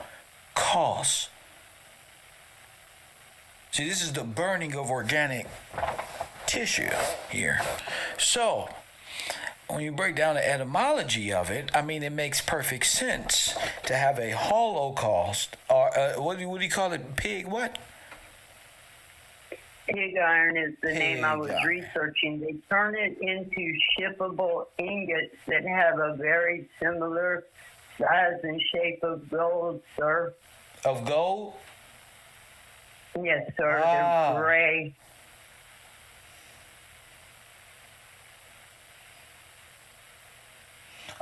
Kind of looks like bars of gold. Yes, sir. Yeah, this could have been used in the treasury to make it look like the gold was still in Fort Knox when it wasn't. Pig iron. But, so this comes from, wow, okay. Okay, and it's all red rock. Oh, it's deep. This is deep.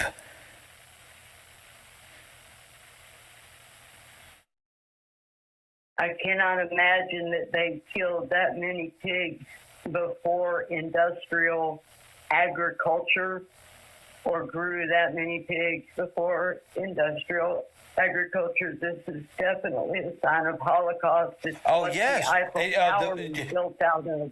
What? And it's what my family has shut me down over for years because I try to research this stuff. So pig iron. Oh, they could have melted them down. Is that what you're saying?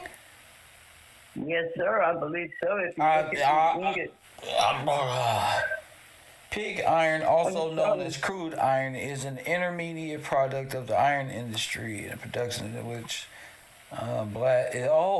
obtained by smelting in a blast furnace. Pig iron has high carbon content, typically along silica. Oh my goodness.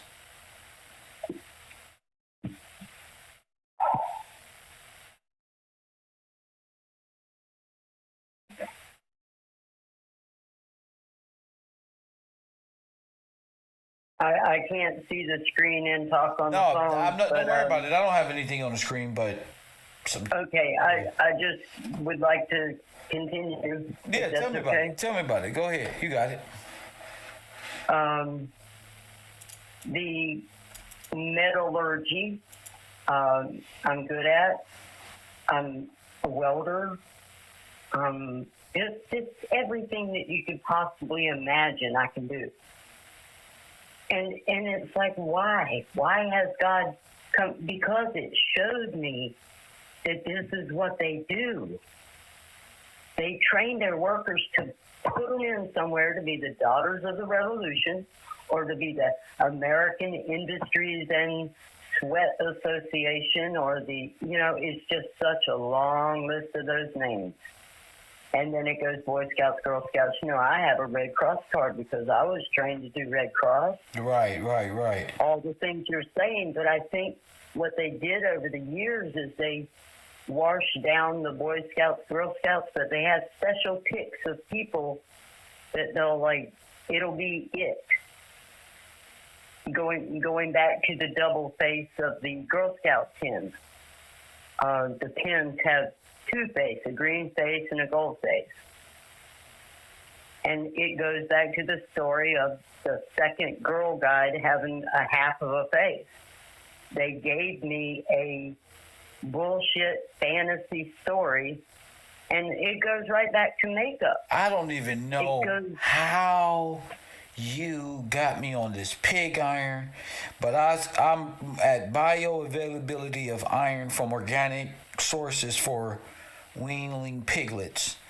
Okay, I'll go back to pig iron. Yeah, this is looking like because they say pig skin is. Just go ahead. Tell me about it. Okay, pig skin is a replacement for human skin through all operations. They grow human pieces on pigs, always. Right. They've been doing it always. They're doing cell things forever. For 100 years, they've been making babies with cell mixture. Cell mixture, incubator, right. So different surgeries to patch skin. This has been going on for years. Go ahead. Right. There's other things gotten out of the pig iron. I just found paperwork from my grandfather. They snatched it out from my eyes. They let me read it, but I couldn't get it sent to you. It's a paperwork of him giving like a patent application to get the gas off of the burn.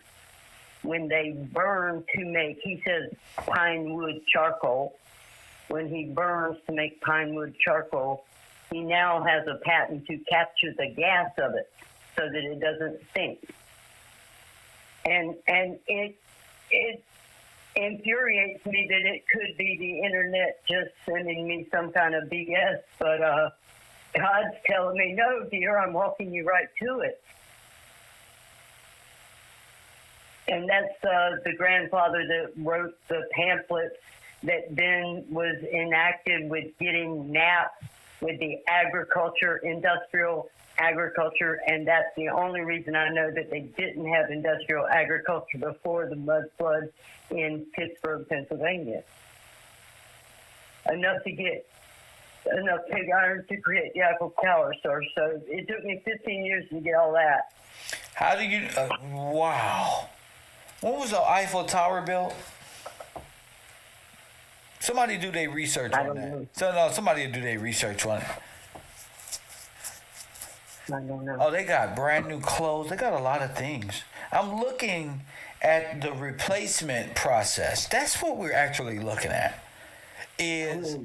How did they get rid of so many so-called Negroes or Indian and how was it? This is the problem that African Americans are stuck at. Okay, how did they pull this switch off? And we're fascinated by it because I think we found it. Especially, we know the Dolls role. We see these different characters popping up, so all over the place. But we all know, like, the Dolls role and all of this. But, you know, the real process of eugenics and the extermination process is what I'm really focused in on. 1887. So this had to be going on for quite some time. In a peaceful manner as well. Like nobody knows, because everybody knows. Oh, Lord. Oh, my goodness. So do you think stories were created to set the narrative for history and masses? A lot of people were told to play and become new people here in America? Yes, sir. Absolutely. I believe that fact. I saw it happen. I got you. You know, in my own life. Having people come in and say that they're Indians and they're really Mexicans that came in from Italy to right. Oh, my goodness, right? Right. That's the pictures with the smoke maker and the light. They're spreading UV film all over their arms. Oh, that was brilliant. Mexicans by way of Italy. Well said. That's God. That's God. Man, you people in the background, y'all are doing such great research. I love going and looking at the things that y'all have gathered. I'm having a difficult time with the electronics, but it is happening as I get clean and sober and pray and just keep doing the research. Oh, let me give glory to God for a minute. I was able to tell the people around me when they asked me, what am I thinking, saying these kind of things? what I'm thinking is that I'm going to let God lead my life instead of my family, friends, and handlers. And that's what I told him was just go ahead and go to John 16. Then go to John 17. Then go to Deuteronomy. And just pray. Say the Lord's Prayer. You know the Lord's Prayer. Oh, this is going to be neat. And I have people actually talking to me now. I got you. I had demons telling me stories. I got you. Listen, I'm moving towards this video. I'm about to play this video. I thank you for the call. And if we got time, if we got time, call back. And I'll take some more calls in a second. Thank you. Thank you for letting me be back here. Thank you. Of course. Back in the room. Lord have mercy. Thank you. So, I'm here, but I want to show y'all something. Now, TP dropped this in my Discord, so I guess I got to play it. And this whole thing, I don't think they expected people to really pay attention to the time zones. If you pay attention to time, none of the history really makes sense.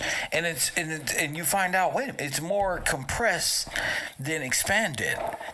You know what I'm saying? Then it's like out there somewhere. It's more in a given specific set in time when the overthrow of so-called America, really in a transition of power, actually happened.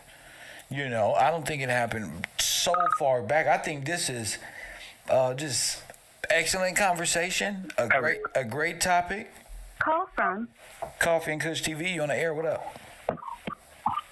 Coffee and Kush TV. This is talking with Coffee from Elberton. And I just want to know why the hair on the side of my head won't grow back. And I got fired from my job today. And I just spend too much time playing. Ain't doing nothing but hurting yourself, Sam family. That's on you. You want to spend your time playing? Enjoy that. You get what? 8 seconds. You belittle yourself all the way down there just to what?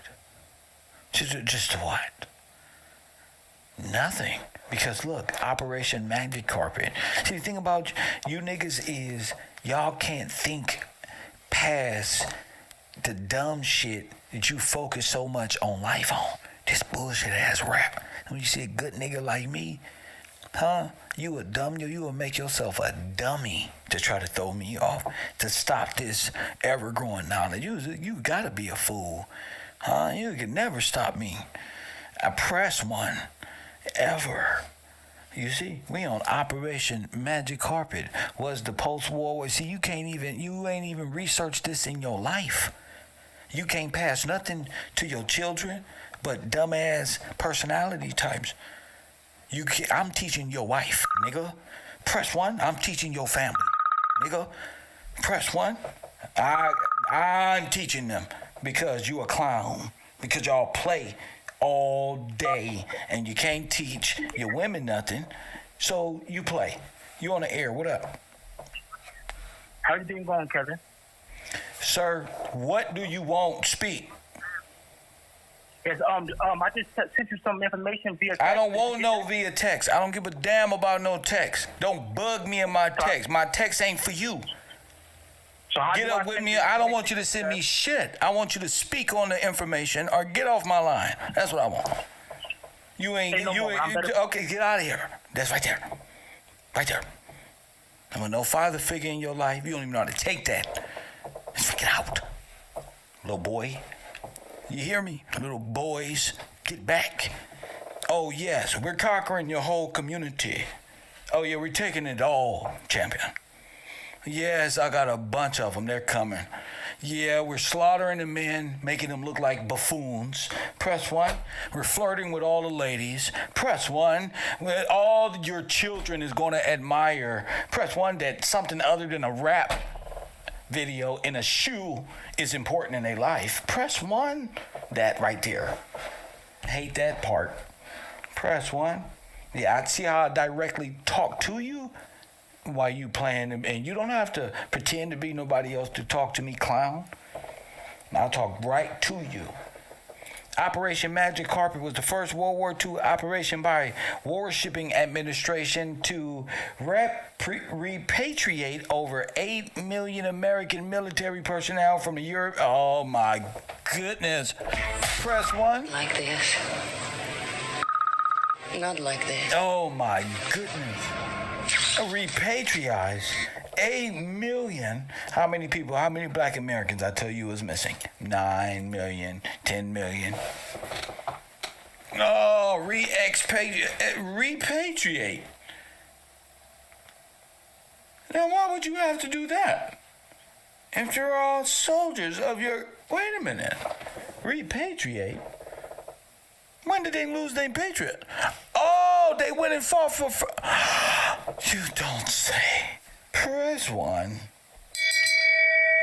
Shame. Shame. See? Shame. European. This is how y'all legitimized. Pacific Asian theaters, hundreds of Liberty ships, Victory ships, and troop transports began repatriating soldiers from Europe in June 1945.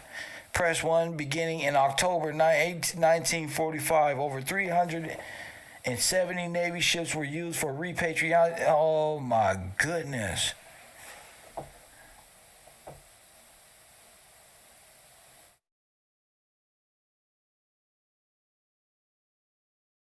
That's why they all wear the same clothes.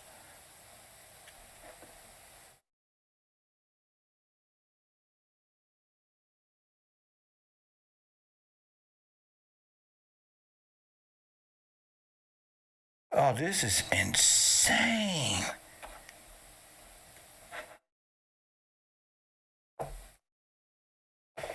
$8 million. Good job, TP.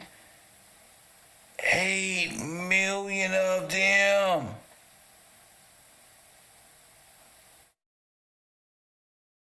I told y'all that Ellis Island, that shit is deep, man.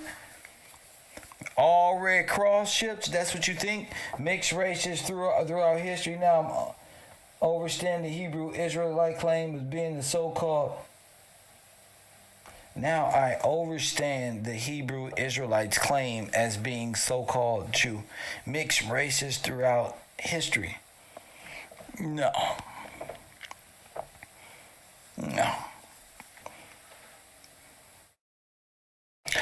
What the Hebrew Israelites do is for the glory of knowing specific truths. A lot of these people aren't even of the bloodline or even have any royal or sovereign descent. A lot of these people are islanders themselves. It doesn't matter. There's no such thing as the black man being a Jew. For the black man doesn't exist in law. And the Jew is just... It's a name given. Press 1. So, but you're not to confuse yourself.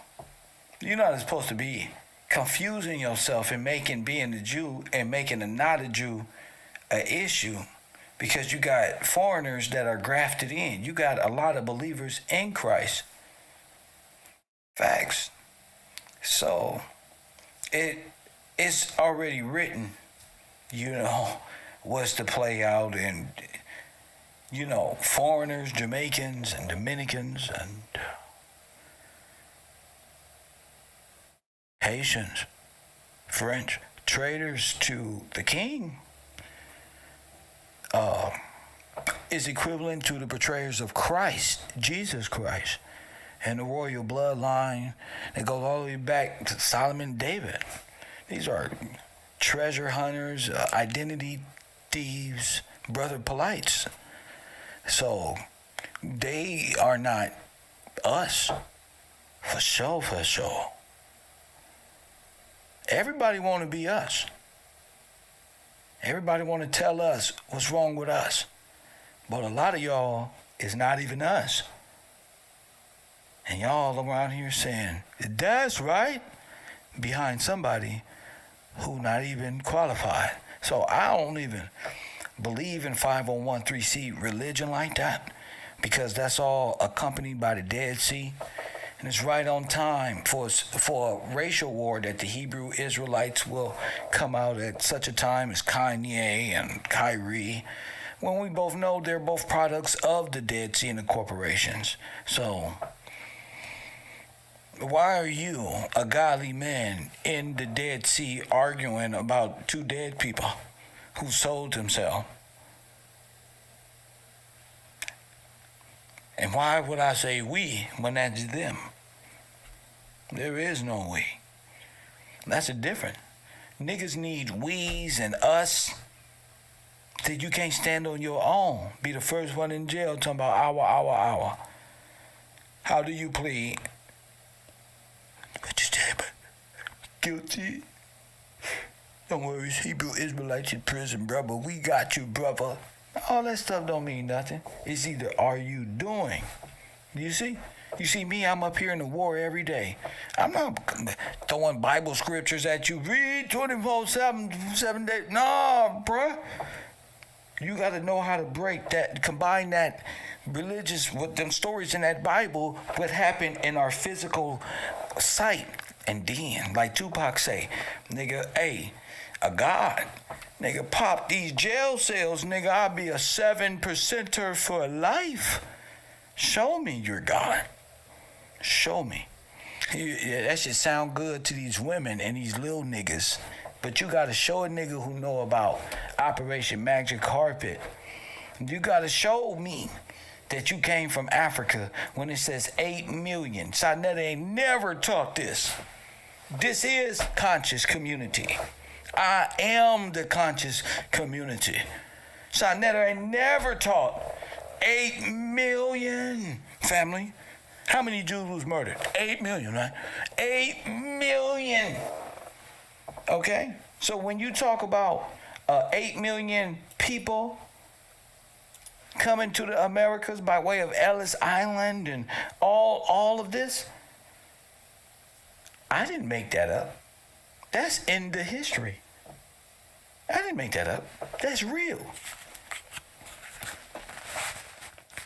You can't tell me what happened here before you got here. All you can tell me is what you saw when you got here. Right? You can't tell me nothing. You know why? Because guess what Kevin got? I got the photos, family. I got the photos. All the ships that was coming in at the time. Who y'all playing with? Oh, there was a bunch of y'all. Press one. Oh yeah, y'all came in big time. Press one. Oh, y'all came in on real ships. I'm trying to tell you. I'm not from across the waters. You are.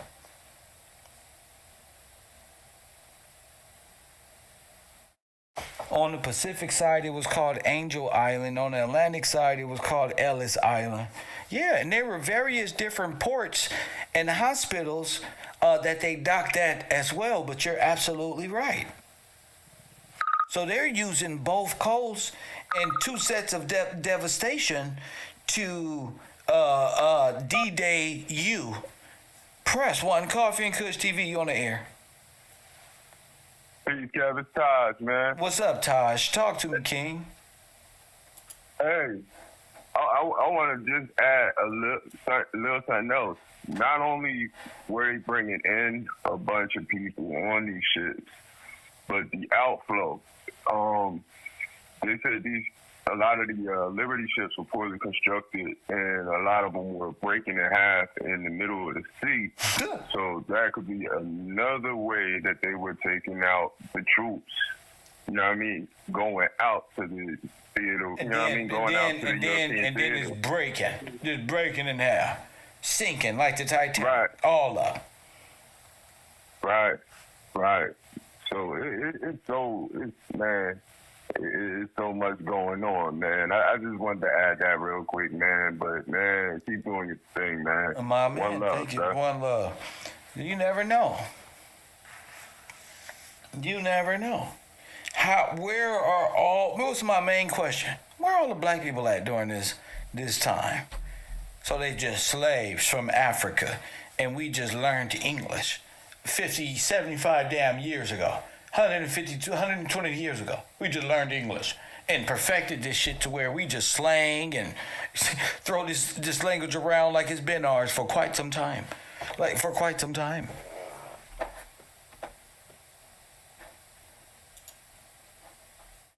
We're looking for the trust of the beneficiary. Shout out to y'all out there who contribute to the program. My Cash App, cash tag is Gills Gang. Thank you guys for the support. Yeah, so when you're looking at 8 million, more than 16 Americans were in uniform, and more than 8 million of them scattered across the theaters of war worldwide. 16 plus 8. 24 million people. That's why all the cities were evacuated. I don't know. What I do know is this is a tough situation.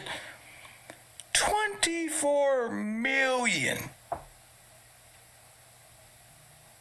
And you telling me they're all dressed, but you're a slave? Nah, bro. Your ass was invaded.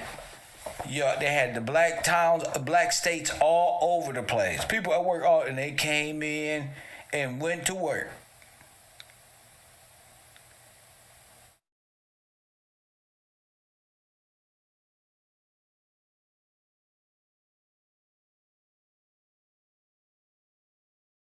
And went to work.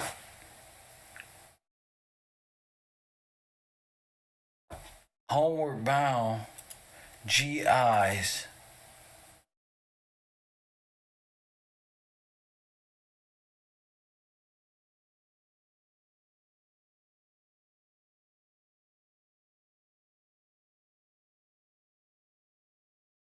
The Navy was excluded from it.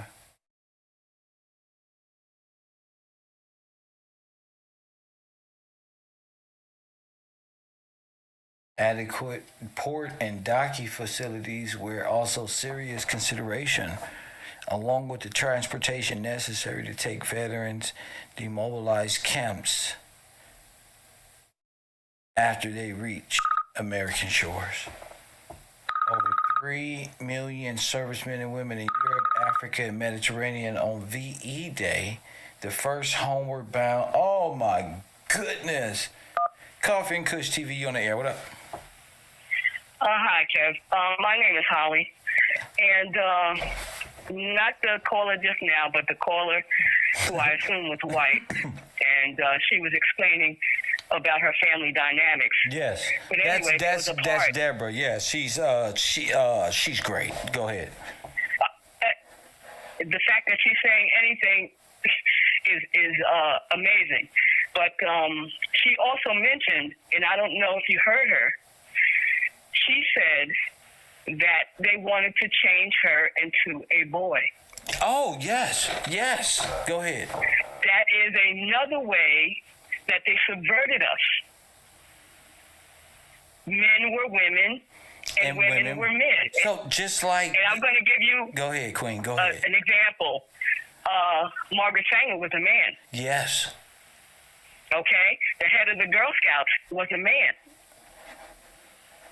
Okay, and I'm sure the head of the Boy Scouts was a woman.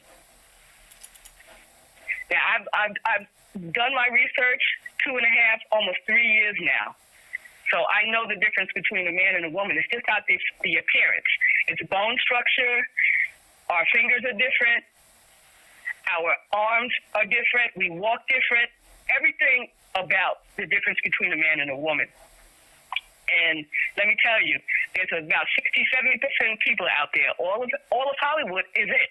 Yeah, okay? But I don't really. I'm focused on 3 million Negroes missing. I don't care about transhuman right now and what Hollywood is. Okay, I saw the conspiracy video as well. So go ahead. No, that's fine. I understand what you're saying as well. But I'm just saying that's another part of how they got us. You know, we thinking they're women, and we're being how can I put it? You know, they're sending all these kids and everything over here, little girls. How do we know they're little girls? They could have been little boys as well. Maybe, I don't know. But my brain is on 6 million, 24 million. So you calling in about little girls and boys possibly role reversing. Okay, well, you got to prove that. Go over to the Patreon, get on Discord, and prove that this boy was this girl and this girl was that boy. That's easy to say. Absolutely. You got to prove that. No, it is easy to say, but it's like I've done my research. No, but you know, what research have you done? Who is Margaret Sanger? Who is she? She is the head of no, but when you say she's a boy, which boy is she? No. She is not a woman. She's a man. That's all I'm saying. Absolutely. Okay, what man is she? That I don't know. Why you what don't man know? she? I mean, well, all I'm saying is this. They present themselves as something else, as a woman, and then they are a man, and that is the art of war. That's part of the art of war. And even to this day, we don't know. Well, I won't even go there. But yes, it's like in the Bible says, they all came against us. So that's how they came against us. Okay. Now you just mixing the Bible in there for credential points. Okay, but you got to prove that. Okay, you're going to have to say, okay, he is that guy right there. I mean, listening to me, because I've said that. Okay, I've said it. So that's why I'm focused on. That's why it's better to focus on the show, because I've said what you said, but I've proven who it is. You see, that's the difference. Okay. That's why it's good to just focus on what I'm teaching, which is 10 to 24 missing African Americans that could have been put in the furnace and missing at this very moment. What do you think happened? Was there a Black Holocaust? What do you think happened? Absolutely. About a year and a half ago, I think I called your show, and I was talking about asylums then. I said, where would all the black people go? You see all the pictures of the World Fairs and all that. No black person to be found. So what they did, I concur what you're saying. They had them in asylums. Yes. Who was president? They had them in asylums. Who was the president at these times? All of these are people that you will be looked to be stealing the trust of these individuals as well. The gold. So you got all from the asylums to their pensions being stolen, lands being stolen, and their actual backing of their financial district. Absolutely. All they did was just, it was already there. All they had to do was get rid of us. That's it. It was already in place, and the ones that they brought back will be totally down or sent to the internment. Well, if you said, look, I was the owner of this bank, and this is my castle, they're going to say you're crazy. That's right. They're going to put you in an asylum. That's right. So that's all there was to it. Well, it's horrible. You know who I think Sanger was? Who? Margaret Sanger. Yes, she was the founder of Planned Parenthood, the extermination of the genocide of black babies. I think that's President Eisenhower. When you said that was a man, that's what man I think it is. You think so? Or whoever this is on my screen. I got it up on the. Oh yes. I can't see it. Oh yes, but she was advocate with the Klan. Yeah, all these people was in with the Klan, the so-called invasionists at the time. All of these people are pretty much foreigners. And Hillary Clinton said that was her hero, Margaret Sanger. Well, because that makes sense. That's why she's a Democrat. Yeah, that makes sense. She's a Democrat. She gets paid off of the extermination process. there's some form of kickback because, again, all of these people are tied in with the pharmaceuticals and Fauci and these guys who got extermination plans up their fucking sleeves, right? Absolutely. Yeah, and with their little politicians in place, they can make the wheels turn to complete submission to an outside health organization, which is against the sovereignty of the American people. All of them need to be arrested for impeding on the rights and the sovereignty of America itself. All of them. There are crimes against humanity, and that's a death penalty right there. Yeah, that's death penalty for sure. That right there get you lined up in Cuba real easy if I was around. Yeah, real easy with no remorse. Absolutely. With no remorse. And the bad part about it is some of us, we're on board there. Let me ask you a question. So how many people did Margaret Sanger murder? Oh my gosh. How many? Give me a number. Round it off. At this time. Well, at the time, I couldn't really say that back then, but now I'm saying that's in the billions. Oh my goodness! You think she's up to 1 billion bodies? Of course. Of course. Can you? Of course. And just think, when they had the women's movement. Yes. What if all the women, like Gloria Steinem and all of them, were men? Yes. That's the key behind it. And they're telling you what to do with your body. Yeah, and exterminate yourself. Yeah, you don't know these people. Gosh. That's what I'm saying. And they get the women to play men. Well, what's in hip hop? The whole trans movement, the aggressive black woman to the point where you can put a trans man up there, and these people act like they can't know the difference. That's why you get they you don't, a woman. Because they're under a spell. They under a spell, Queen. Go ahead, Queen. Absolutely. Absolutely. Now, it's the music, it's the beat. Oh my goodness. That's spell work. Oh, we're going to have to talk about this. We're going to break this down on KevRow tonight. KevRow at night, coming on tonight. Break it down. Yeah, because that Break is it down, spell work. because Anytime you got Glorilla come on talking about, I got 99, he got 99 problems, but the illest one is me. I don't want no damn problem, first of all. And you sound too much like my homeboy Roderick. Press 1. When does this become, but that's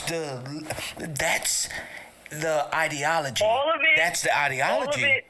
What we consider entertainment is a way. Magic. It's magic. Yeah. It's illusion. It's illusion. It's mirrors. There's smoke and mirrors. It's what you perceive. That's right. You're looking from the outside, but not from the inside out. And that's how I find, the trans people. I'm not on no kind of, trans, bashing anybody. But all I'm saying is this. This is a high diversion that they have used against us. We only see the physical. We don't see deeper. So they can use magic, they can use makeup, they can do all of these things to put us in a trance. You think this man is a woman because he's got a banging body, not knowing this is a man. All the models,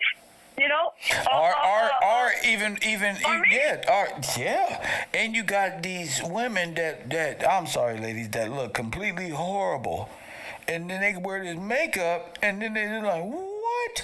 So you know, they're showing you. Yeah, it's like magic. It's like magic, right? And that's why, the gypsies taught our women how to do this. I say gypsy because the Book of Enoch talk about how the fallen angels taught women how to use makeup, jewelry, and all of these things.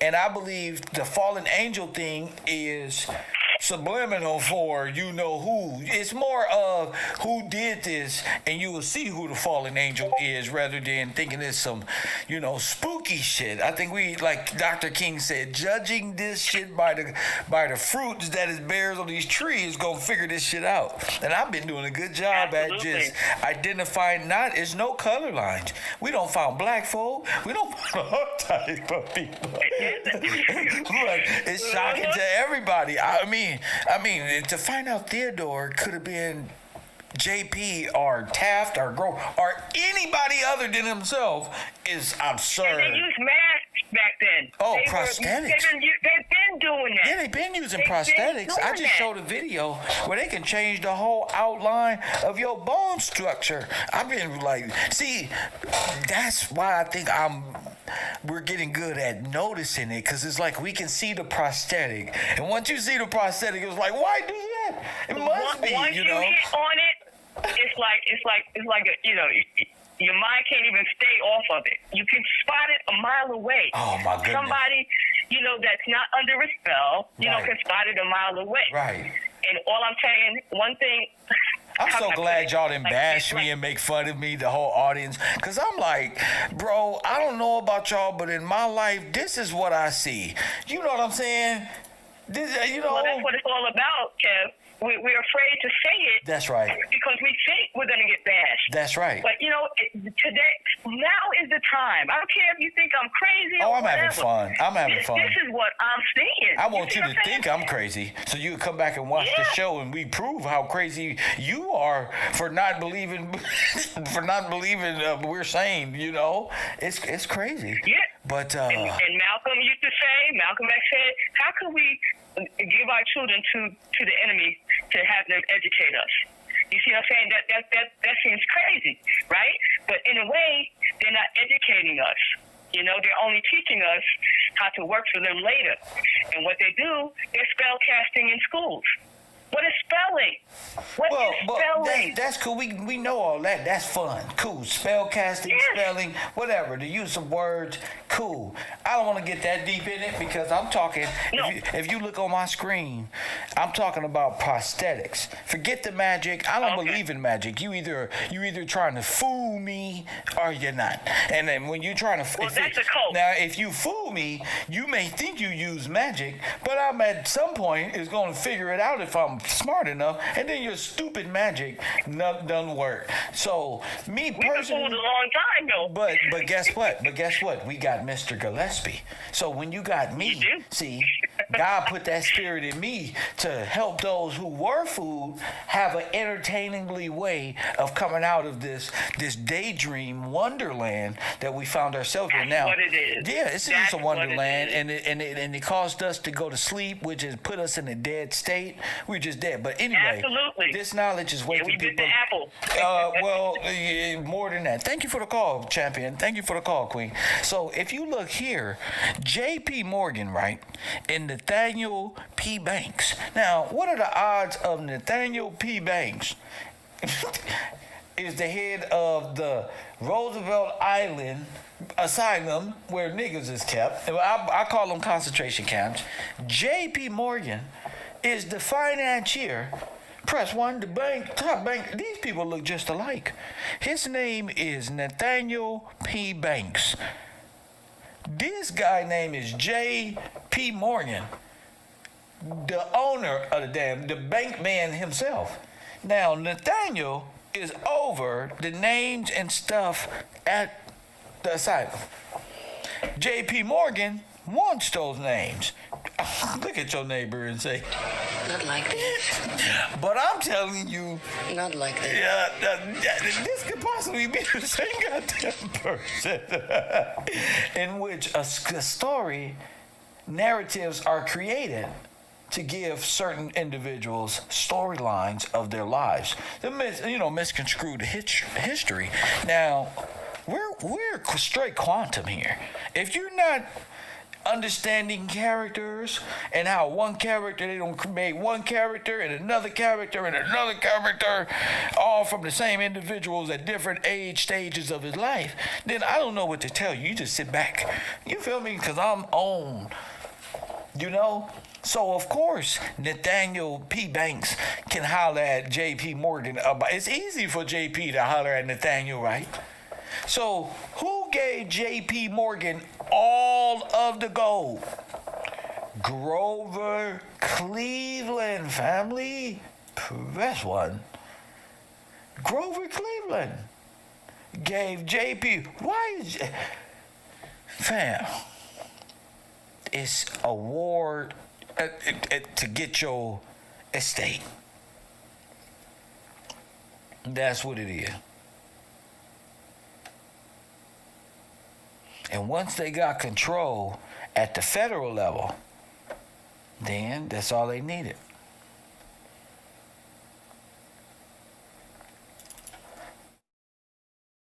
That's all they needed.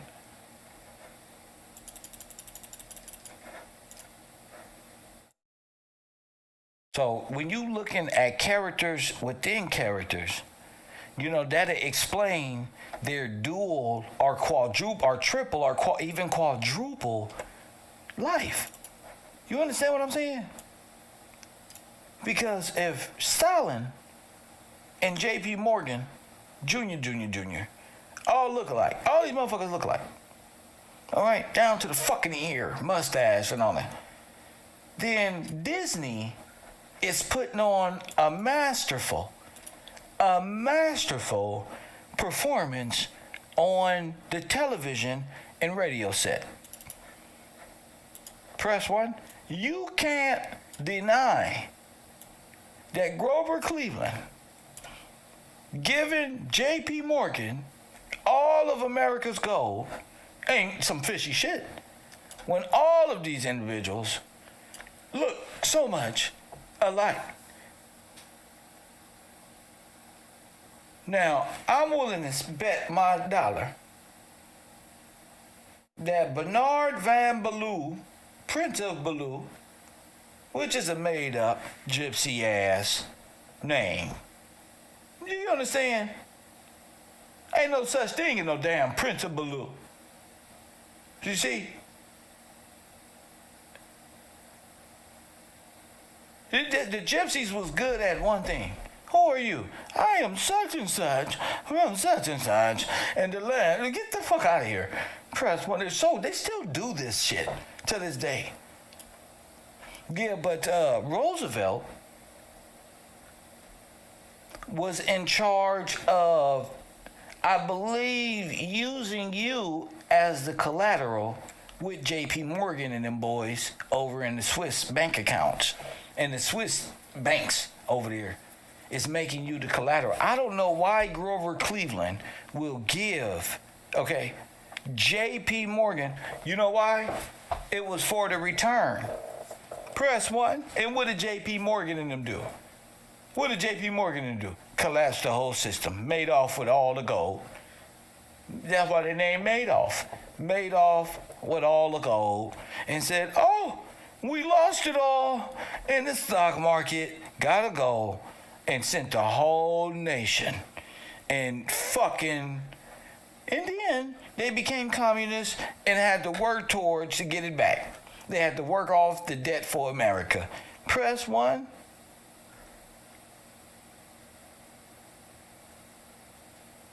Don't forget about Chief Justice William Howard Taft either. But I'm just saying. Then now you gotta work it off. Now you in the field because these motherfuckers done lost the money after Grover Cleveland gave it to the Ponzi scheme artist, J.P. Morgan, a.k.a. the Russian Revolution man himself, Bolshevik, Stalin. Press 1. And gave it to JP. JP go play Blackjack 21 at the crap table they call the stock market. Press 1 and lose it all. So these people got a bad habit of stealing, taking your shit, and losing it in the stock market.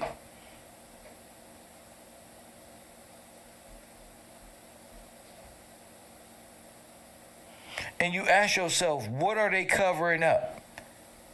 Well, they're covering up the biggest heist ever devised. So you gotta kill these people. They gonna want their money. That's gonna kick off a real revolution. They gonna want their money. They gonna want the money on their return. All their investment. So you know what you gotta do? You gotta exterminate them. Because this is the best first 48 episode. They gonna want an investment on their return. So what we doing right now is pretty much breaking down how they stole, laundered, and got the money out of America and took it overseas. And they paid their grandchildren or nothing, the reparations on the loan. Nothing. The banks just took it. J.P. Morgan, Grover Cleveland, the Cleveland estate, all the federal government, the Swiss bank, who allowed the all of them. When you say reparations, just make sure you include the historical negligent act of genocide. Press 1. See? Not for working on them down, because my forefathers, Tariq Nasheed, dumbass. Oh, we was working on the slave, and then they was buck breaking. Fuck a buck break. Damn about no damn buck breaking. You and your homosexual fantasies all over the goddamn internet in the name of black power won't work here, sir. Press 1. I don't give a damn about no buck breaking. Y'all get buck broke 24/7. That's why y'all walk around lip smacking 24/7. You buck broke. No, don't come and putting broke in my brain. Nobody want to hear about your fantasy, sir. Keep that between you and your world of butt breaking. Press 1. We want to hear about how they stole our money and why we asking for what was actually taken. Not what happened in the secret room of butt breaking. Niggas get butt broke to try to become rappers. Press 1 to try to become activists. You get butt broke. Press 1. See? KevRow. Coffee and Kush TV. Yeah, it's just Brokeback Mountain type, the Pan-African theory. That's all it is. It's the Black Brokeback Mountain. That's all. It's called butt break. Press 1. When you get finished with there, you're going to be like one of them little horny dogs walking around humping on shit all the time. You're going to just hump on any goddamn thing. Just ass.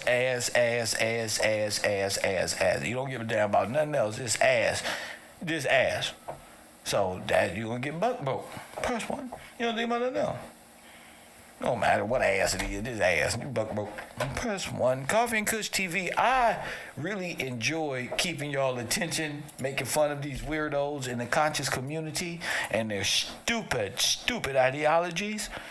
And now that I know they really don't stand for nothing, it's time to just go ahead and force it down their throats. You understand what I'm saying? Nobody else in the conscious community got work like Mr. Gillespie. Kev right now is the hottest information guy, historian in the conscious community. Period. Every day we come on fire. Every day we helping y'all learn in real life. I'm not throwing 50 niggas on the screen to tell you something. Why God need mirrors and gold buildings to talk to me?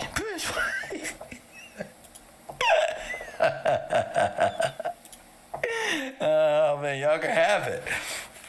Cool, busting y'all up. Why God need shiny glass mirror to talk to me? Press 1.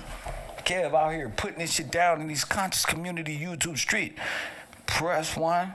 Got Saneto over there struggling. He over there struggling. They over there talking about Pan-Africanism and more Hebrew debating. A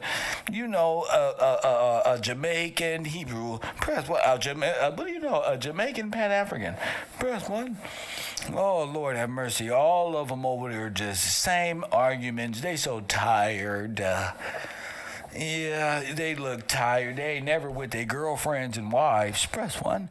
Oh, that all-male boy club over there. Woo, the manosphere and the Pan-African community got a lot in common. Press 1. Press 1. They swear they kings and pay rent. They behind on rent and they're kings. Press 1. Now I say they let their women win the relationship and tell them what they can do and what they can't. They swear they kings because they can oil up their skin and do push-up. Press 1.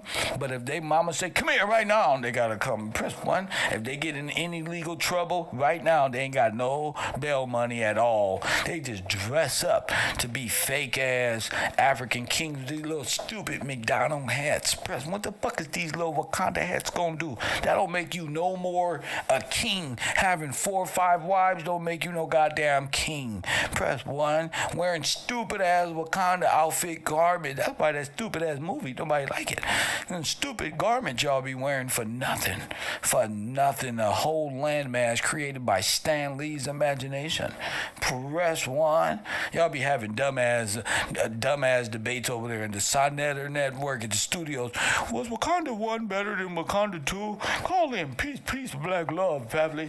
Peace, black love, family. They ain't got no work. They ain't teaching about no laws. They all dead. All of them are in a metaphysical space of nothingness, and they don't want to debate me because there's really nothing to debate. Press 1. I'm alive and they're dead. Press 1. 5013C. Ask me if I'm 5013C. Well, you know the story. Press 1. Sarnetta looking at me right now. Looking at me right now because he don't sold out. He's a hoe, got that Mercedes Benz. Press 1. He been dogging the black. Y'all might as well come on home. Come on. Listen, I'm going to have a 3-day admittance. Y'all can come. If you're a Pan-African, you don't got to sit there and listen to the most boring.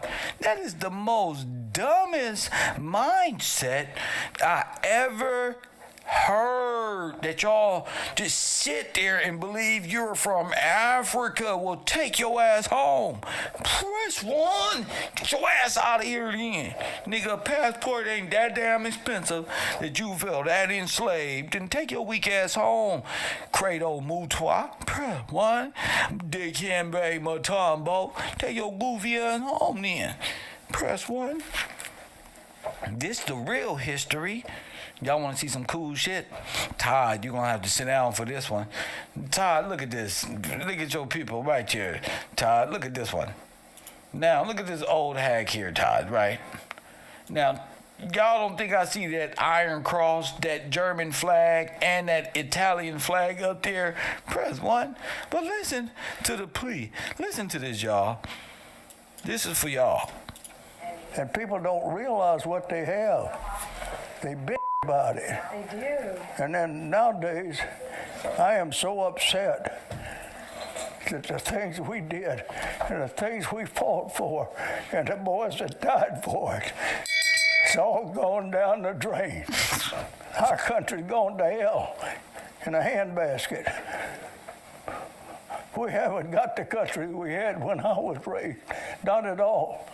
Nobody will have the fun I had. Nobody will have the opportunity I had. It's just not the same. And that's not what I was. That's not what they died for. I'm sorry. Good. Full brigade right there, family. Lord have. Somebody said this tax return season. When you swear an oath to the office, you swear to protect America against enemies foreign and domestic. Oh, Ben, I love my Confederate white comrades on the other aisle. But you gotta admit, these people are foreign Germans and Frenchmen. He got all type of iron crosses. I was looking for a swastika somewhere. You know he had them shiny ass, dope ass boots on. Press 1. Even the Doom boys didn't do all this in vain. Press 1. We had fun. Niggas, you know how people died? Press 1. You know what we had to do? Don't give it back. Press 1. Don't give it back. Sarnetta's an immigrant.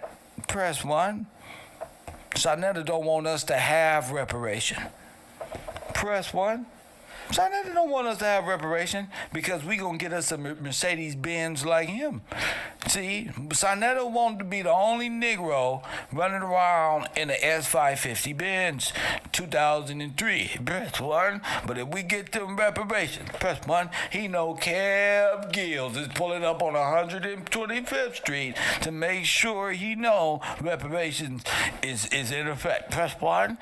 That boy got something clean right there with the gator straight off 129 right there. Press 1. I'm gonna have one of them Hassan Campbell furry coats. Press 1, made of straight raccoon. Press 1.